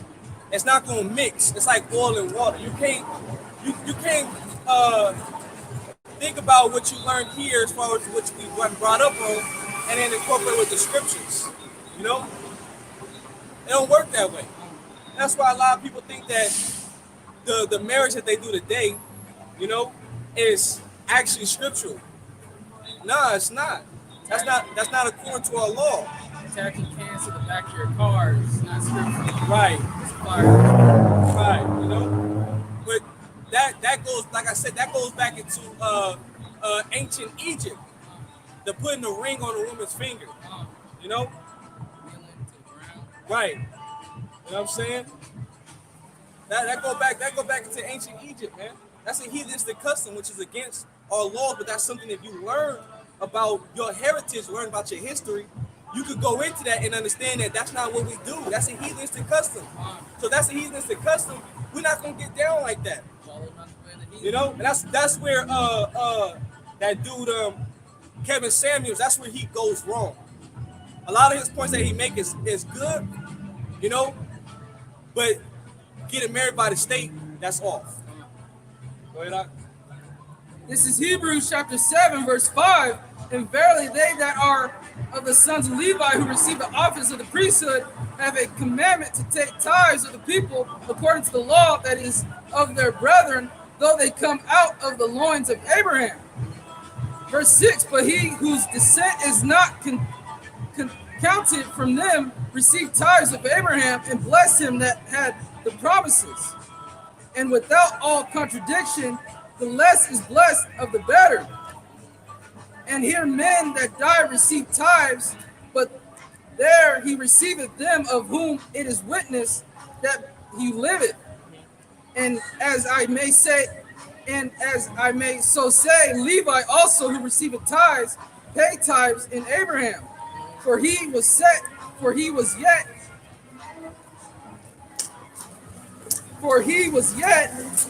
in the loins of his father when Melchizedek met him. If therefore perfection were by the Levitical priesthood, for under the people received the law, what further need was there? What further need was there that another priest should rise after the order of Melchizedek and not be called after the order of Aaron? What? So if there was perfection were by the Levitical priesthood, what would be the need of Yahawashi, basically? What would be the need of Yahawashi? You know? Because when you go back into the history, you had a lot of dudes that held the office of high chief priest. You know what I'm saying? And then the niggas was doing it all for glory for themselves. And then you know, it was all big up themselves, and they were being wicked. You know, and that's why when Yahawashi came, the high priest They wanted to kill Yahawashi because he was destroying everything that they was about. You know? And then Yahawashi had to make it clear. Right. You know what I'm saying? Nah, this is the right way to be. You know? And that's why we have to walk after Yahawashi, because Yahawashi, he's that real high chief priest. Right. You know what I'm saying? Yeah, keep going. This is verse 12. For the priesthood being changed, there is made a necessity, a change, also the law. For he of whom these things are spoken pertaining to another tribe, of which no man gave attendance at the altar. Right. Another tribe, which Judah. You know? Judah's not a Levitical priesthood. Another tribe couldn't even go into the holies of the holies. You know? If you got found in there, you might get put to death. You get put to death. You know? That wasn't a place, but it was set up that's Yahawashi had to come, and it was going to be broken. Where it was going to open up the priesthood to us all. So we're actually all kings and priests. Right. You know?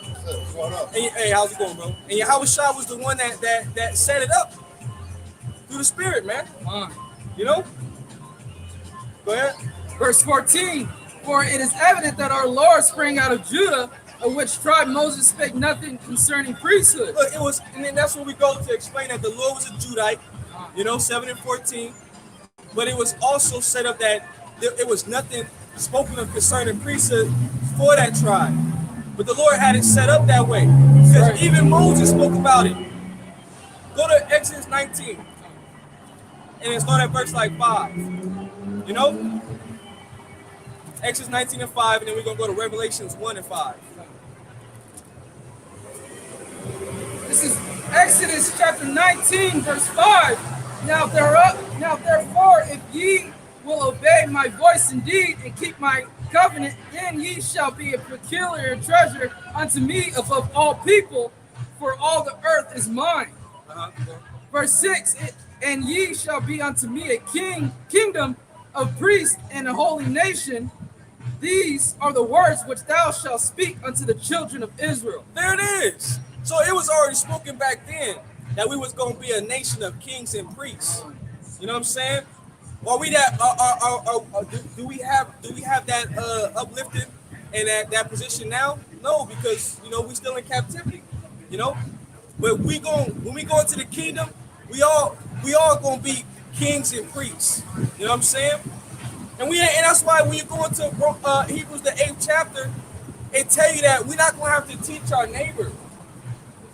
We're not gonna have to do certain sacrifices. You know what I'm saying? We're not gonna have to do those things. We're gonna all know. We ain't gonna have to bring them no sin offerings. You know what I'm saying? We ain't gonna have to do none of those things. Yeah. You know what I'm saying? When Yahawashi fulfilled his journey, and he died on the cross, the Lord rent the temple. He rent the veil, man. He split it in half.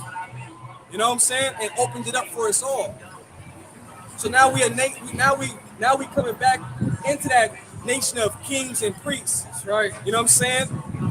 We lowly now, but guess what? We're gonna get exalted real soon. You know? So we all kings and priests, man. That's right. All of us. You know? Go ahead, bro. Revelation, yep.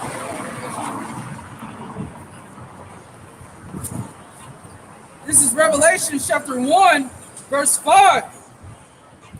And from Yahawashi Mashiach, who is the faithful witness and the first begotten of the dead, and the prince of the kings of the earth, unto him that loved us and washed us from our sins in his own blood. Verse 6, and hath made us kings and priests. Look, read that from the top again. See, Yahawashi, who has washed us with his blood, you know, because it was after Yahawashi after he died, Yahawashi opened it back. He opened the door back up for us to get back to the Heavenly Father. You know what I'm saying? He brought us back, man. That's right. You know? Yahawashi was that ultimate God, an ultimate mediator, man. So for a man that is trying to be this top dude, you know, no, the real top dude is Yahawashi, man. You know what I'm saying? That's the real top dude. You know? Go ahead. And from Yahawashi, Mashiach, who is the faithful witness and the first begotten of the dead, and the prince of the kings of the earth, unto him that loved us and washed us from our sins in his own blood, and hath made us kings and priests unto the Most High, and his Father, to him be glory and dominion forever and ever. Amen. Look, forever and ever. Amen. Amen. All right, now there's another one. Let me get this one real fast. And let me get it. And I believe it's in Peter's. Second Peter's.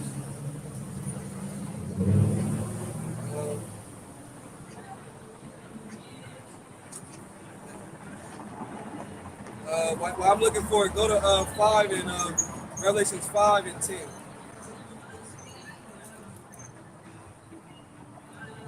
This is Revelations.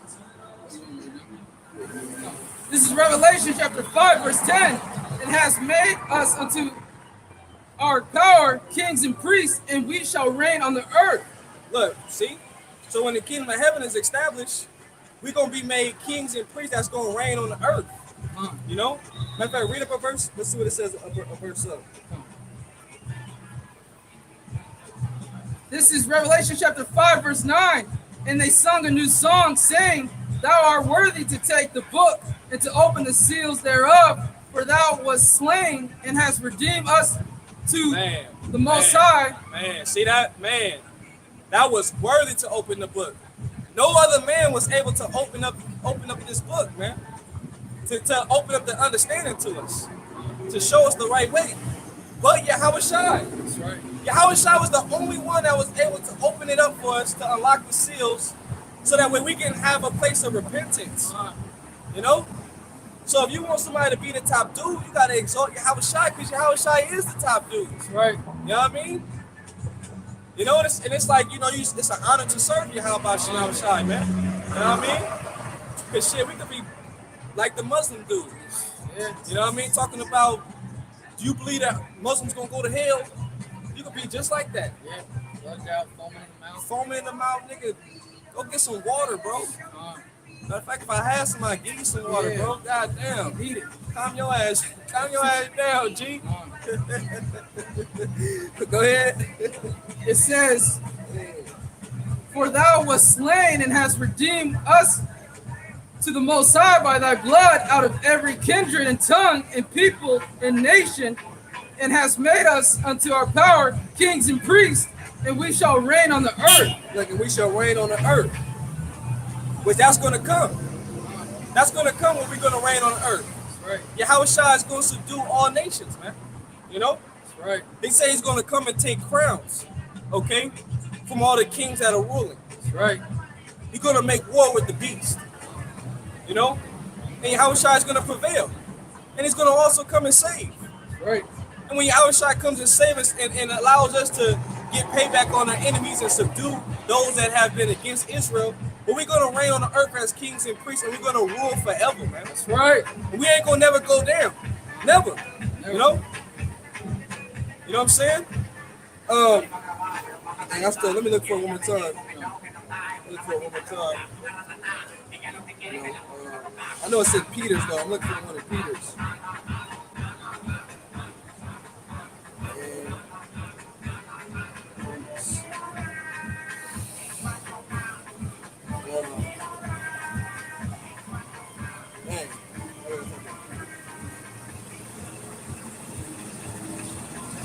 Oh, right here, there it is. 1 Peter 2 and 9. That's what it was. 1 Peter 2 and 9. I couldn't find it. I knew it was in Peter, though.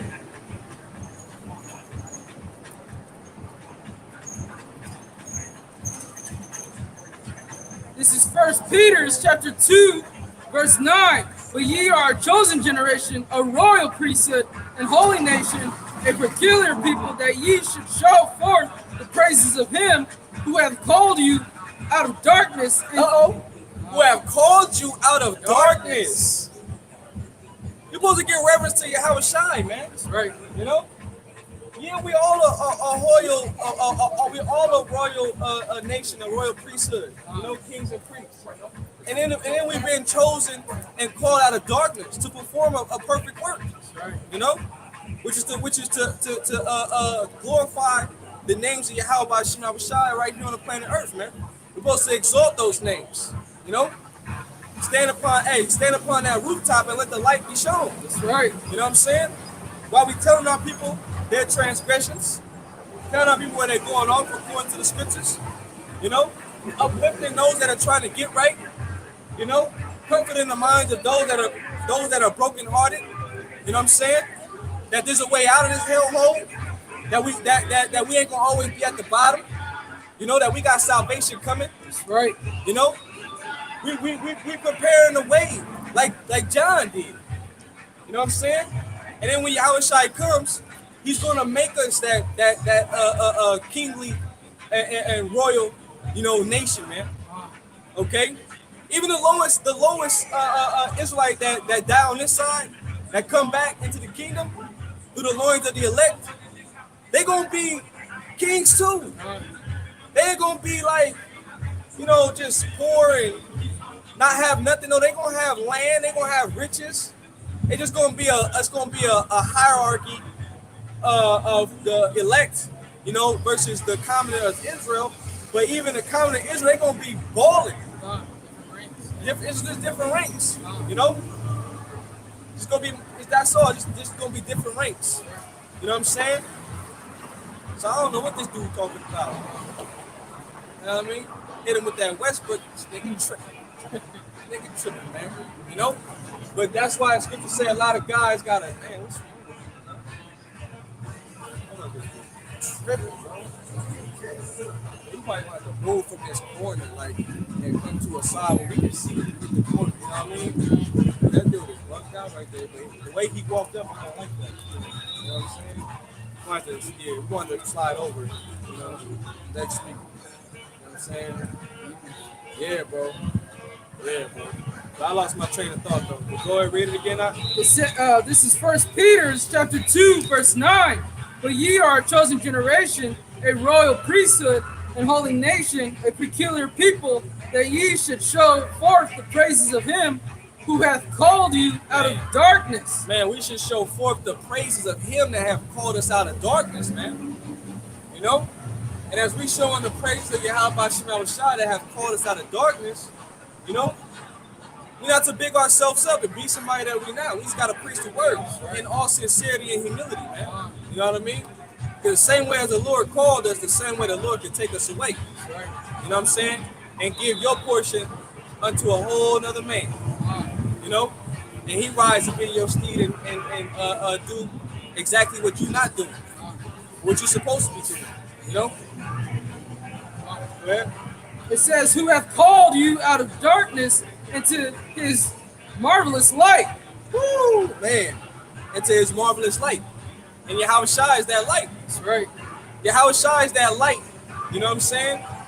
And when you follow that light, it puts you, it's leading you into perfection. That's right. You know what I'm saying? Unto that coming day. You know? We cleaning ourselves up, making ourselves ready for the coming day of Yahawashi because he is coming. That's right. You know what I mean? And it's not like Yahawashi, he hears exactly what we're doing.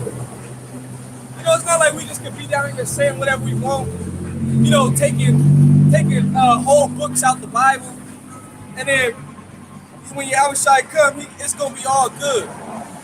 Nah, man. Yahawashi gonna portion you with the sinners. Right. You know, you can't do that. You can't add on to the scripture or take away from the scriptures. You gotta give the word in its entirely. You know what I'm saying? You know, just because it say that, just because, you know, according to Alazar, or high chief priest Alazar, you know, just because it don't say that the Most High, or it don't say Lord, because you know when the word Lord is in like all caps, it's talking about the Heavenly Father, talking about Yahweh. So just because it don't say Lord in the book of Hebrews in all caps, it's not talking that's not a book written by the Most High. That doesn't make sense. That doesn't make sense. That was it on that? Yes. Go to Hebrews the first chapter. Go to Hebrews the first chapter. Doesn't make sense, you know? Because every book that's written in the Bible, it all comes from the inspiration of Yahawashi Yahawashi. You know? Man, well, you can read it out. This is Hebrews chapter 1, verse 1. The Most High, who at sundry times and in diverse manners spake in times past unto the fathers by the prophets. Spake in times past, sundry times by the prophets, right? Because when you read in the book of Second Ezra, I believe the 14th chapter, let me fact check that, the 14th chapter, it tells you that the Lord gives understanding unto men, you know? And what do? They publish it. They publish the Lord's words. He gives the simple understanding, and then he gives the dark understanding, like the deep understanding. Those that you need somebody to really teach you because you can't crack it at surface level. You know, you gotta peel the layers back of it. You know? Matter of fact, yes, it's 14. I'll get it real fast. This second Ezra is 14, and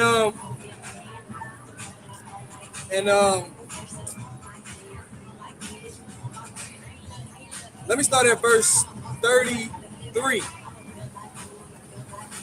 Matter of fact, yeah, 33. And now are ye here, and your brethren among you.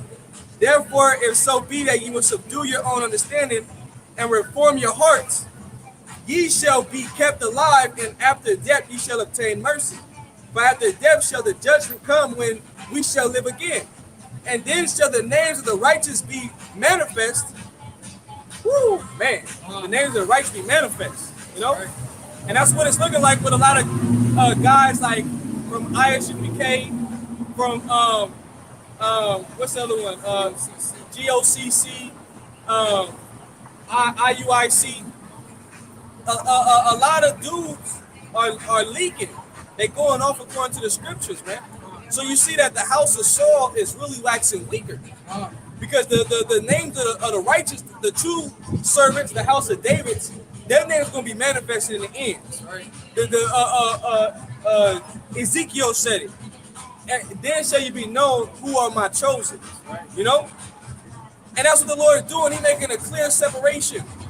A clear separation. The Lord drawing a line from these other guys, man. You know what I'm saying? Reading on, it says, and the works of the ungodly shall be declared. That's right. Good gracious. Let no man therefore come unto me now, nor seek after me these 40 days. So I took the 5 men as he commanded me, and we went into the field and remained there.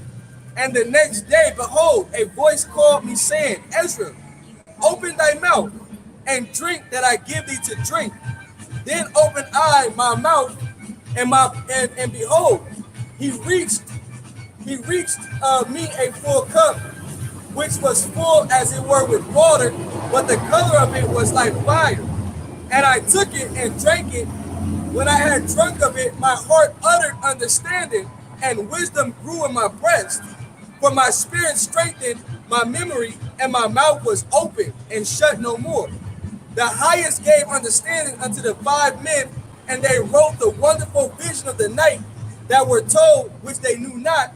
And they sat 40 days, and they wrote in the day, and at night they ate bread. As for me, I spake in the day, and I held not my tongue by night. It says, in 40 days they wrote 204 books. And it came to pass when the 40 days were fulfilled that the highest spake, saying, the first thou hast written, published openly, that the worthy and unworthy may read it. So when these books that we read in, the Lord had men write them for the worthy and the unworthy to read. Because you have people that are unworthy that read the Bible and they can't break it down. They don't even understand what's being said. They don't have the right interpretation, you know? But then you have the worthy that's opening up the Bible and reading it, and then they have the right interpretation. And they're breaking down the scriptures correctly, you know? So the Lord gives the Lord gives understanding to men for us, for our sake. Right. For our sake. That's Romans 15:4. Everything that was written aforetime was written for our learning. You know, through inspiration, hope, you know, so on and so forth. You know what I mean? It says, but keep the 70 last that thou mayest deliver them only to such as be wise among the people, for in them is the spring of understanding, the fountain of wisdom, and the stream of knowledge. That's that it is. It says,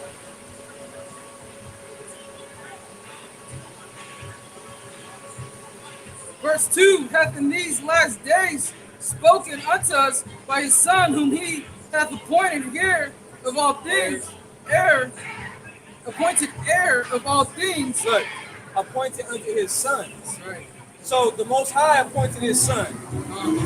So it's talking about the Lord, the Heavenly Father and his Son. So what's the dude talking about? What's the dude talking about? The book of Hebrews is off, or you know what I'm saying? The Lord had a man write it. That's all it is to it, and it's in the Bible for a reason, Right. you know.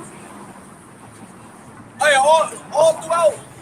Well, you know, Hebrews is bigging up Yahawashi, man. It speaks on Yahawashi a whole lot, you know. Yahawashi being the anchor of our faith.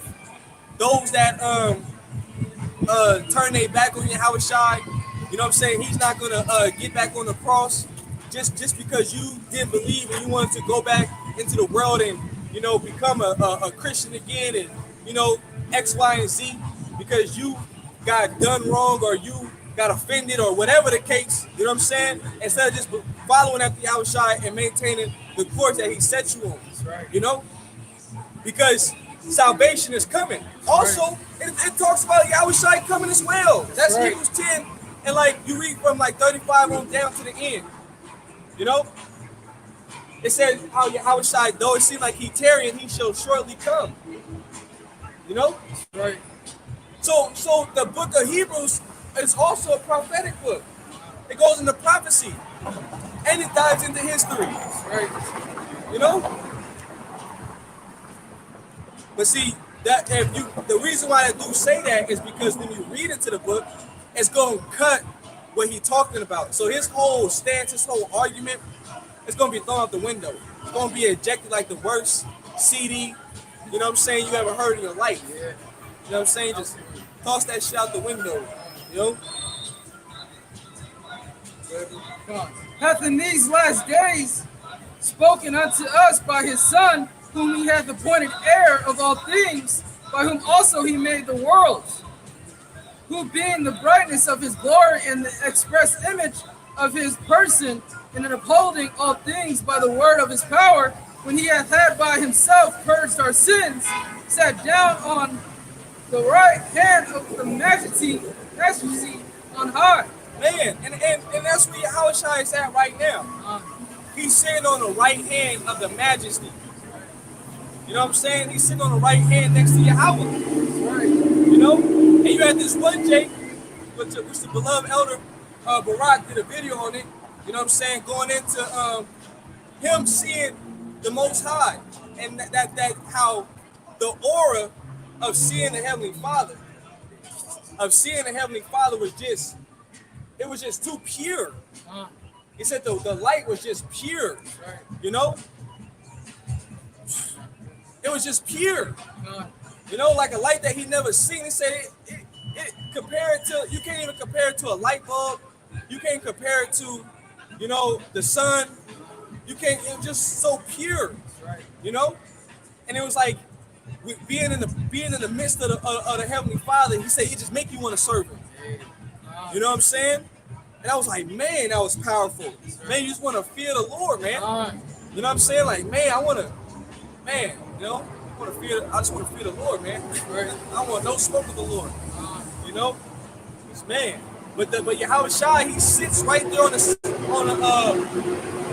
on the side of the Heavenly Father. Oh, and the dude also explained that the Heavenly Father, it was huge. He was like I'm small, you know.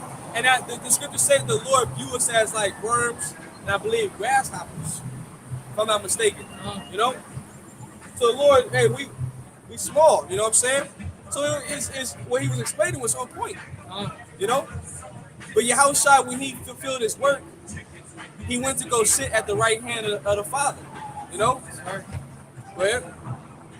Verse 4, being made so much better than the angels, as he hath by inheritance obtained a more excellent name than they. Man, he obtained an excellent name than they.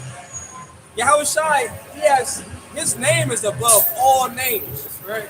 You know? Because it's rightfully so. That's right. That's why when the Heavenly Father said, when they went to the let me get that. They went to the mount, and he said, "This is my beloved Son, in whom I am well pleased."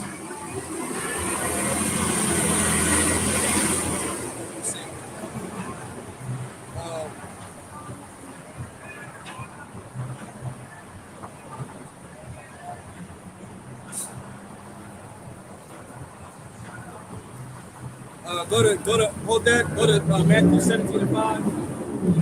We'll start at verse 1. 17:1, and the point is in verse 5. You know, when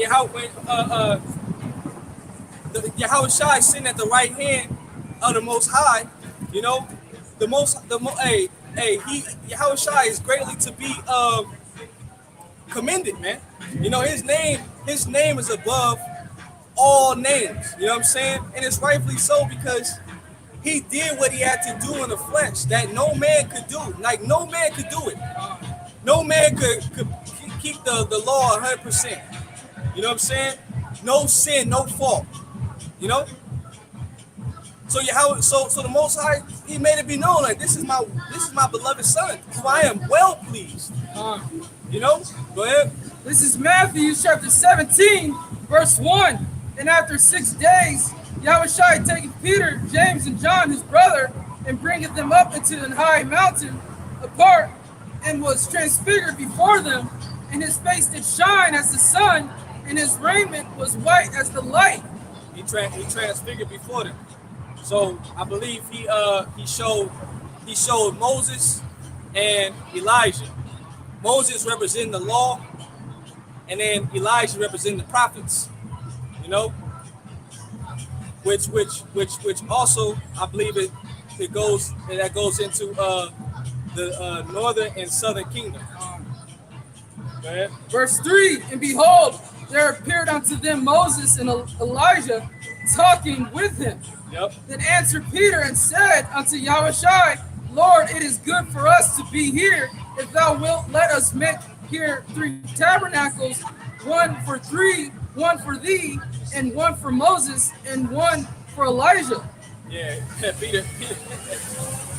Keep going, bro. While he yet spake, behold, a bright cloud overshadowed them. Man, a bright cloud, you know, a chariot. You know, a chariot, man, was right there. A bright cloud. Right. Go ahead. And behold, a voice out of the cloud, which said, This is my beloved Son, in whom I am well pleased. Look, this is my beloved Son, in whom I am well pleased, man. You know? So you can't disannul Yahawashi, nor could you surpass Yahawashi. So you gotta honor Yahawashi. Right. And a lot of guys, they don't even want to honor Yahawashi, man. They just go straight to Yahweh. And it don't work that way. You can't just jump to the Heavenly Father. No, Yahweh's dealing with me. No, he's not. Yahweh is not dealing with us. Yahawashi is what gives us opportunity to get to Yahweh. That's right. You know? Go ahead, go back to that Hebrews.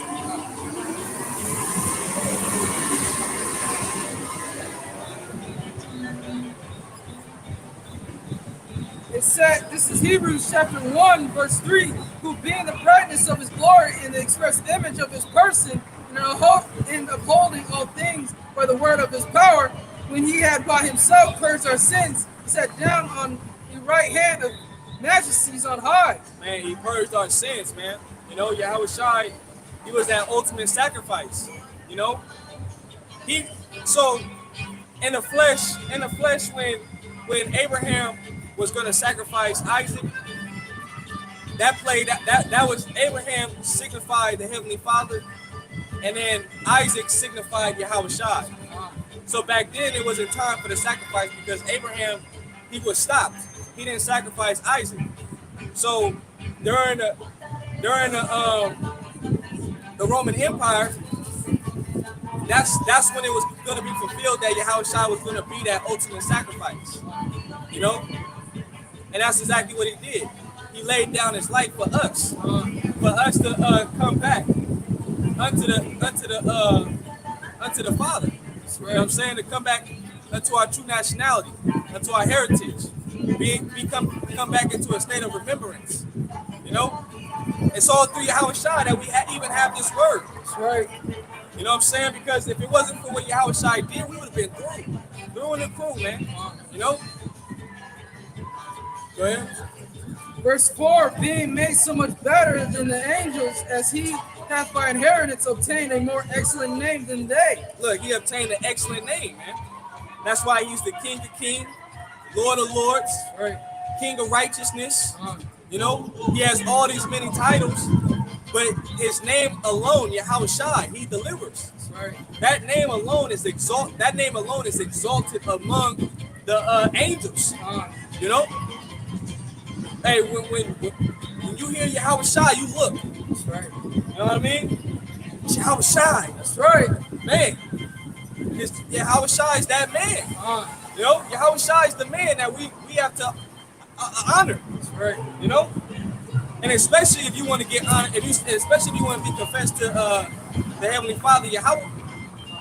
You know, Yahawashi is sitting right there and he knows all his servants. That's right. Because the Heavenly Father gave his servants to Yahawashi, man. You know? He has selected the men for Yahawashi, you know? Right. And you got 144 kings and priests that Yahawashi knows. Lord willing, we those men, man. You know what I'm saying? That's like a high honor right there. Right. You know? Man, that's bad right there. Right. Go ahead, bro. Verse 5, for unto which of the angels said he at any time, thou art my son, this day have I begotten thee, and again I will be to him a father, and he shall be to me a son. I should be again to him a father, and he should be to me a son. So his argument is thrown out. All you gotta do is read the first chapter of Hebrews, and you see that it's talking about the Most High and Yahawashi. Right? You know, and there's more scriptures. There's more scriptures. You know, but this is like a simple understanding right here. You know, and Yahawashi comes in the volume of the book. You know what I'm saying? But who ultimately gave the word? Yahweh, man. Right. You know what I'm saying? Who ultimately gave the word? Yahweh. You know? And then we understand it through Yahawashi.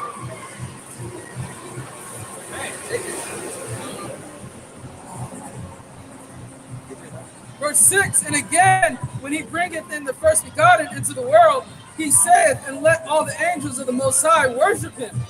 And of the angels he saith, who maketh his angels spirits and his ministers a flame of fire. But unto the Son he saith, that the throne of God is the throne of the Most High, is forever and ever. A scepter of righteousness is the scepter of thy kingdom. Man, and that read that part again. But unto the Son he saith, thy throne, O God, is forever and ever. A scepter of righteousness. Righteousness is the scepter of thy kingdom. Right, and that's why King David, right, when Solomon was born, he actually referred to Solomon as his Lord, because Solomon was Yahawashi in the reincarnation, you know, and the kingdom, which is going to be established forever, is going to be Yahawashi's kingdom. That's right. And then King David is going to be the king. That's right. You know, that was the order. You know, it was spiritual that King David said that. You know what I mean? I believe that's in Samuel's. I want to say it's First Samuel's, but I haven't went over it in a while. You know, I believe it's in First Samuel's, but correct me if I'm wrong. You know, correct me if I'm wrong. Put it in the comment board. I know it's in one of the books of Samuel's. You know, you can read that, but it goes into Yahawashi's kingdom being established. You know, it also goes into reincarnation. You know what I'm saying? And you know, Solomon, he didn't reign forever. It was only like 40 years of peace. You know, but that's not forever. See, when Yahawashi comes on the second coming, that's going to be a forever kingdom, an everlasting kingdom, which our bodies are going to get changed. You know what I'm saying? We ain't going to never die. We're going to be immortal. You know, it's going to be an everlasting kingdom, which we're going to get to enjoy. You know what I'm saying? We're going to get to enjoy the kingdom of heaven, man, which is being prepared for us. You know, as we speak. You know, Yahawashi, when he got taken up into the cloud, taken up into a chariot, he went to go prepare a place for us, man. So we can enjoy the kingdom with him. You know, enjoy the kingdom of heaven with Yahawashi, man. You know, that's what we waiting for, man. You know what I'm saying? Go ahead. It says, verse 9, thou hast loved righteousness, and hated iniquity. Therefore the Most High, even thy God, have anointed thee with the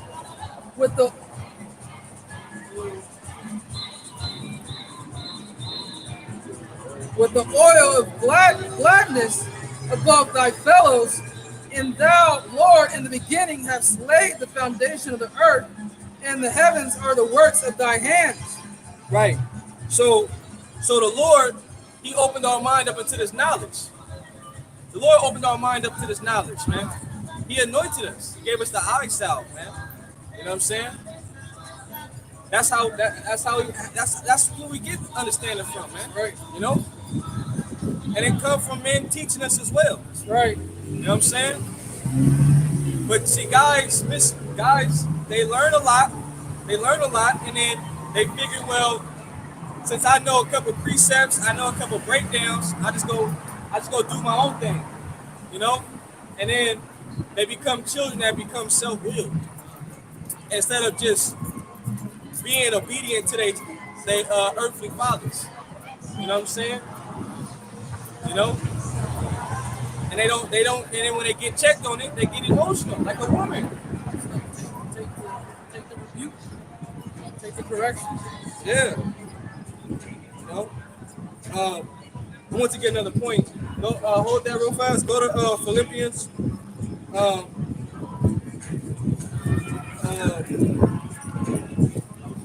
2:1.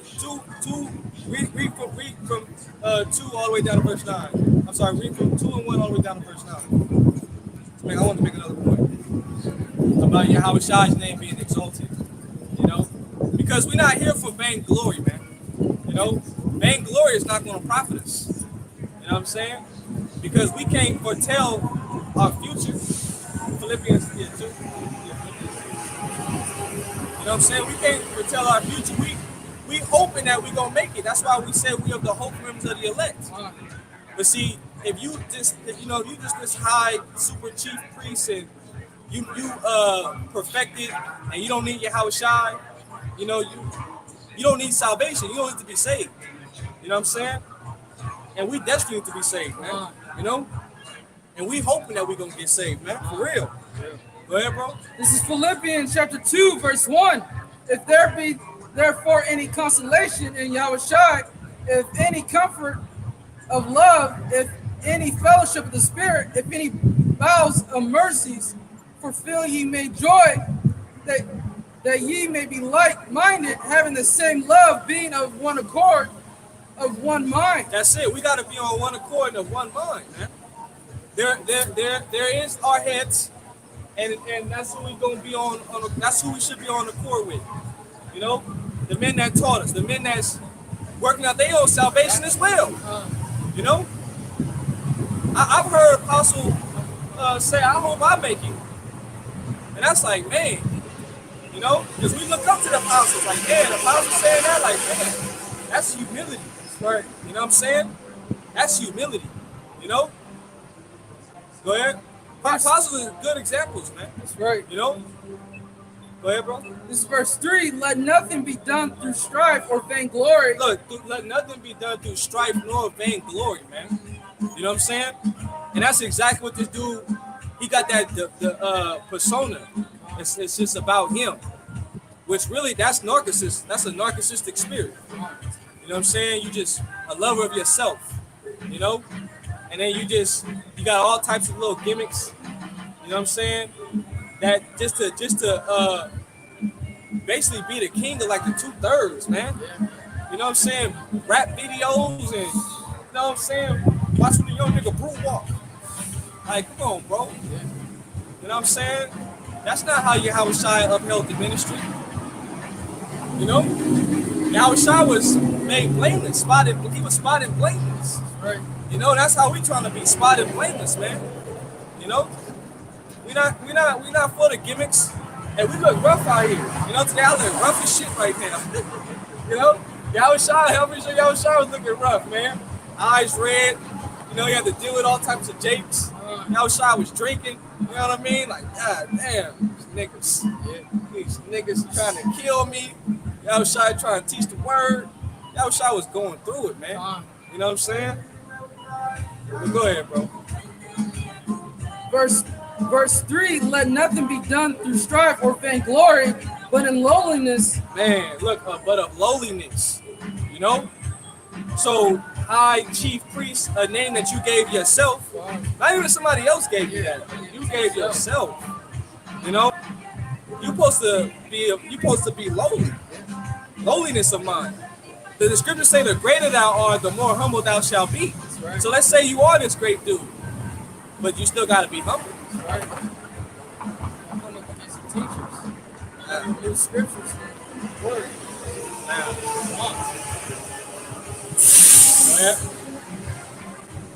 Verse 3, let nothing be done through strife or vainglory, but in lowliness of mind let each esteem other better than themselves. Man, let each other, we're supposed to esteem each other better than ourselves, you know? So, you know, let a brother exalt you, you know?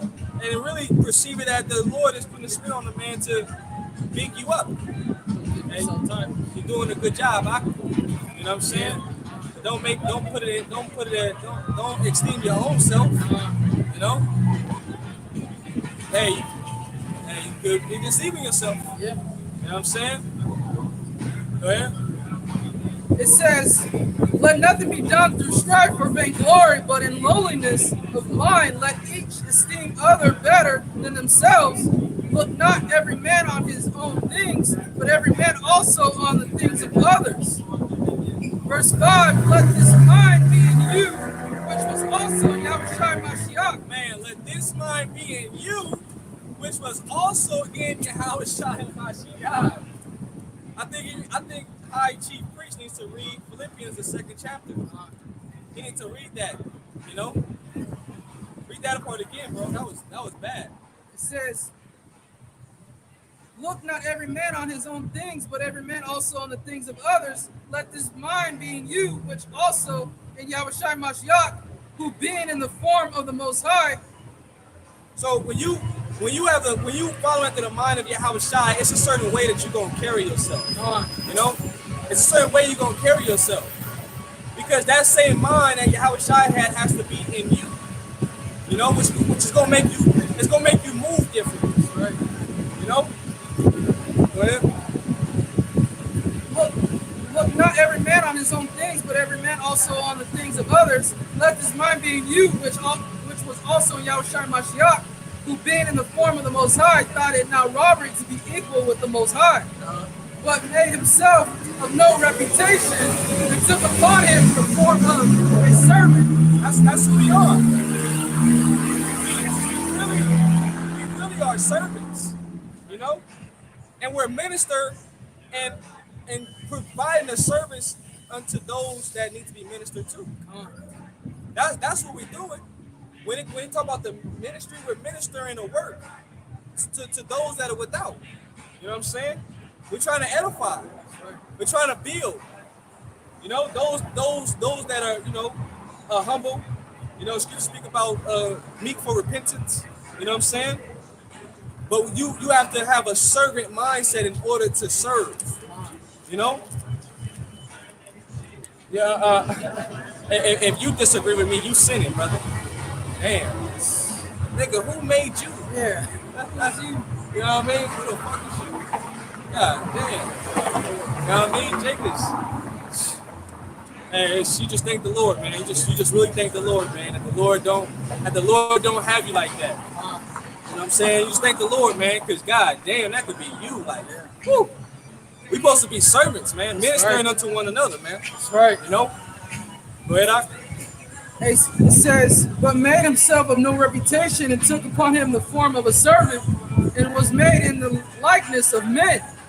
And being found in fashion as a man, he humbled himself and became obedient unto death, even the death of the cross. Man, he came obedient unto the purpose, unto the plan of the Most High. For our sakes. Yahawashi stuck to the plan. You know? And that's what we try to do, Lord willing, to the end and stick to the plan. That's right. You know what I'm saying? So that way we can you know, receive of that status. You know what I mean? That legendary status. You know? We can be joint heirs with Yahawashi being of the first fruits, man. Receive those crowns, receive those palms in our hands. You know? Our names being remembered throughout all the generations. Because that's what the elect is going to be. They're going to be remembered. Your name is going to be literally remembered through the minds of the nation. They're going to know, like, that's him. You know, that's him that's written in the book of life. That's him. You know, he was the one that stood stiffly. You know, didn't switch up or nothing. You know, like E40 said, I stay 10 toes down to my soil. Loyal. Loyal. Go ahead, Doc. Verse 9, wherefore the Most High also hath highly exalted him and given him a name which is above every name. Then we just read that in the book of Hebrews. The Lord the Heavenly Father exalted his son because he stuck to the plan and gave him a name above every name. Keep going. Verse 10, that at the name of Yahawashi, every knee should bow of things in heaven and things in earth and things under the earth. Right, so when Yahawashi come, guess what? Everybody gonna pay respect to Yahawashi when he come. Everybody. Even you, high chief priest. You know? Even you, high chief priest, you're gonna pay respect to Yahawashi. I say every knee is gonna bow. Right. Every knee is gonna bow, man. You know? Go ahead. Verse 11, and that every tongue should confess that Yahawashi Mashiach is Lord to the glory of the Most High, the Father. And they gonna know. They gonna know. You know? And especially we gonna know. We gonna, hey, recognize Yahawashi. You know? Call Lord Yahawashi. That's right. You know, we gonna confess, we gonna man when we see Yahawashi.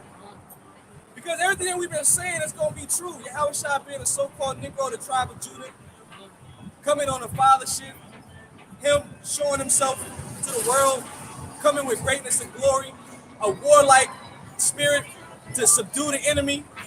Everybody gonna see this. Right. A lot of people gonna see it. You know, people gonna be dying in the midst, but people gonna know that that's Yahawashi, man. Right. You know? All will come to fruition. Yeah. Keep going. Verse 12, wherefore, my beloved, as ye have always obeyed, not as in my presence only, but now much more in my absence. Work out your own salvation with fear and trembling. And that's what it is. Work out your own salvation with fear and trembling, man. You know? What's your intent like? What you know, are you sincerely trying to serve the Lord, or are you trying to be somebody? And then you just using the word to have like this major platform to be this superstar in the YouTube world. You know? Faking the phone. You know what I'm saying? You got to work out your own salvation with fear and trembling. That's right. You know what I'm saying? Because salvation is coming, and it's only coming to a small remnant. That's right. And hey, you gotta work. You gotta work for that. You gotta work out your own salvation. That's right. You know. Read on. Verse 13, for it is the Most High which worketh in you both to will and to do of his good pleasure. Right. So in the elect, the Lord's Spirit is going to work in the elect to do his will and good pleasure. So that way we can be caught up in the air with Yahawashi. Hey, how's it going, brother? When the destruction comes. So we can get caught up in the air with Yahawashi. So the Lord put a spirit in his anointed to perform a good work. That's right. And the Lord gonna keep that same spirit on the remnant, on the elect. You know? So you gotta pray for that, man. That's right. Pray that the Lord put you on the right path. If you following these dudes, refrain from evil men, get away from them. You know what I'm saying? And work out your own salvation. That's right. Even if you don't join Great Millstone, at least teach the correct doctrine. That's right. You know? Have respect. Put some respect on it. That's right. You know? Stop being ungrateful. So that's pretty much it, man. You know, that's pretty much went in. We pretty much hit the points, you know, and we pray that this camp was edifying, man. You know? We pray this camp was edifying. We pray that you were fed sincerely through the spirit and power of Yahawashi. I know we was kind of all over, but the spirit be like the wind. And so, you know, we want to give all glory and honor to Yahawashi, Yahawashi, Rakakadash. Like it, brother. Hey, the water Yahawashi for opening our minds, giving us this knowledge, wisdom, and understanding. And Lord willing, the Lord continues to have us coming out here until the Lord stops to preach his word until the end, man. You know? So with that, we want to say shalom and much love to the sincere Akim out there. Shalom. Shalom. Shalom.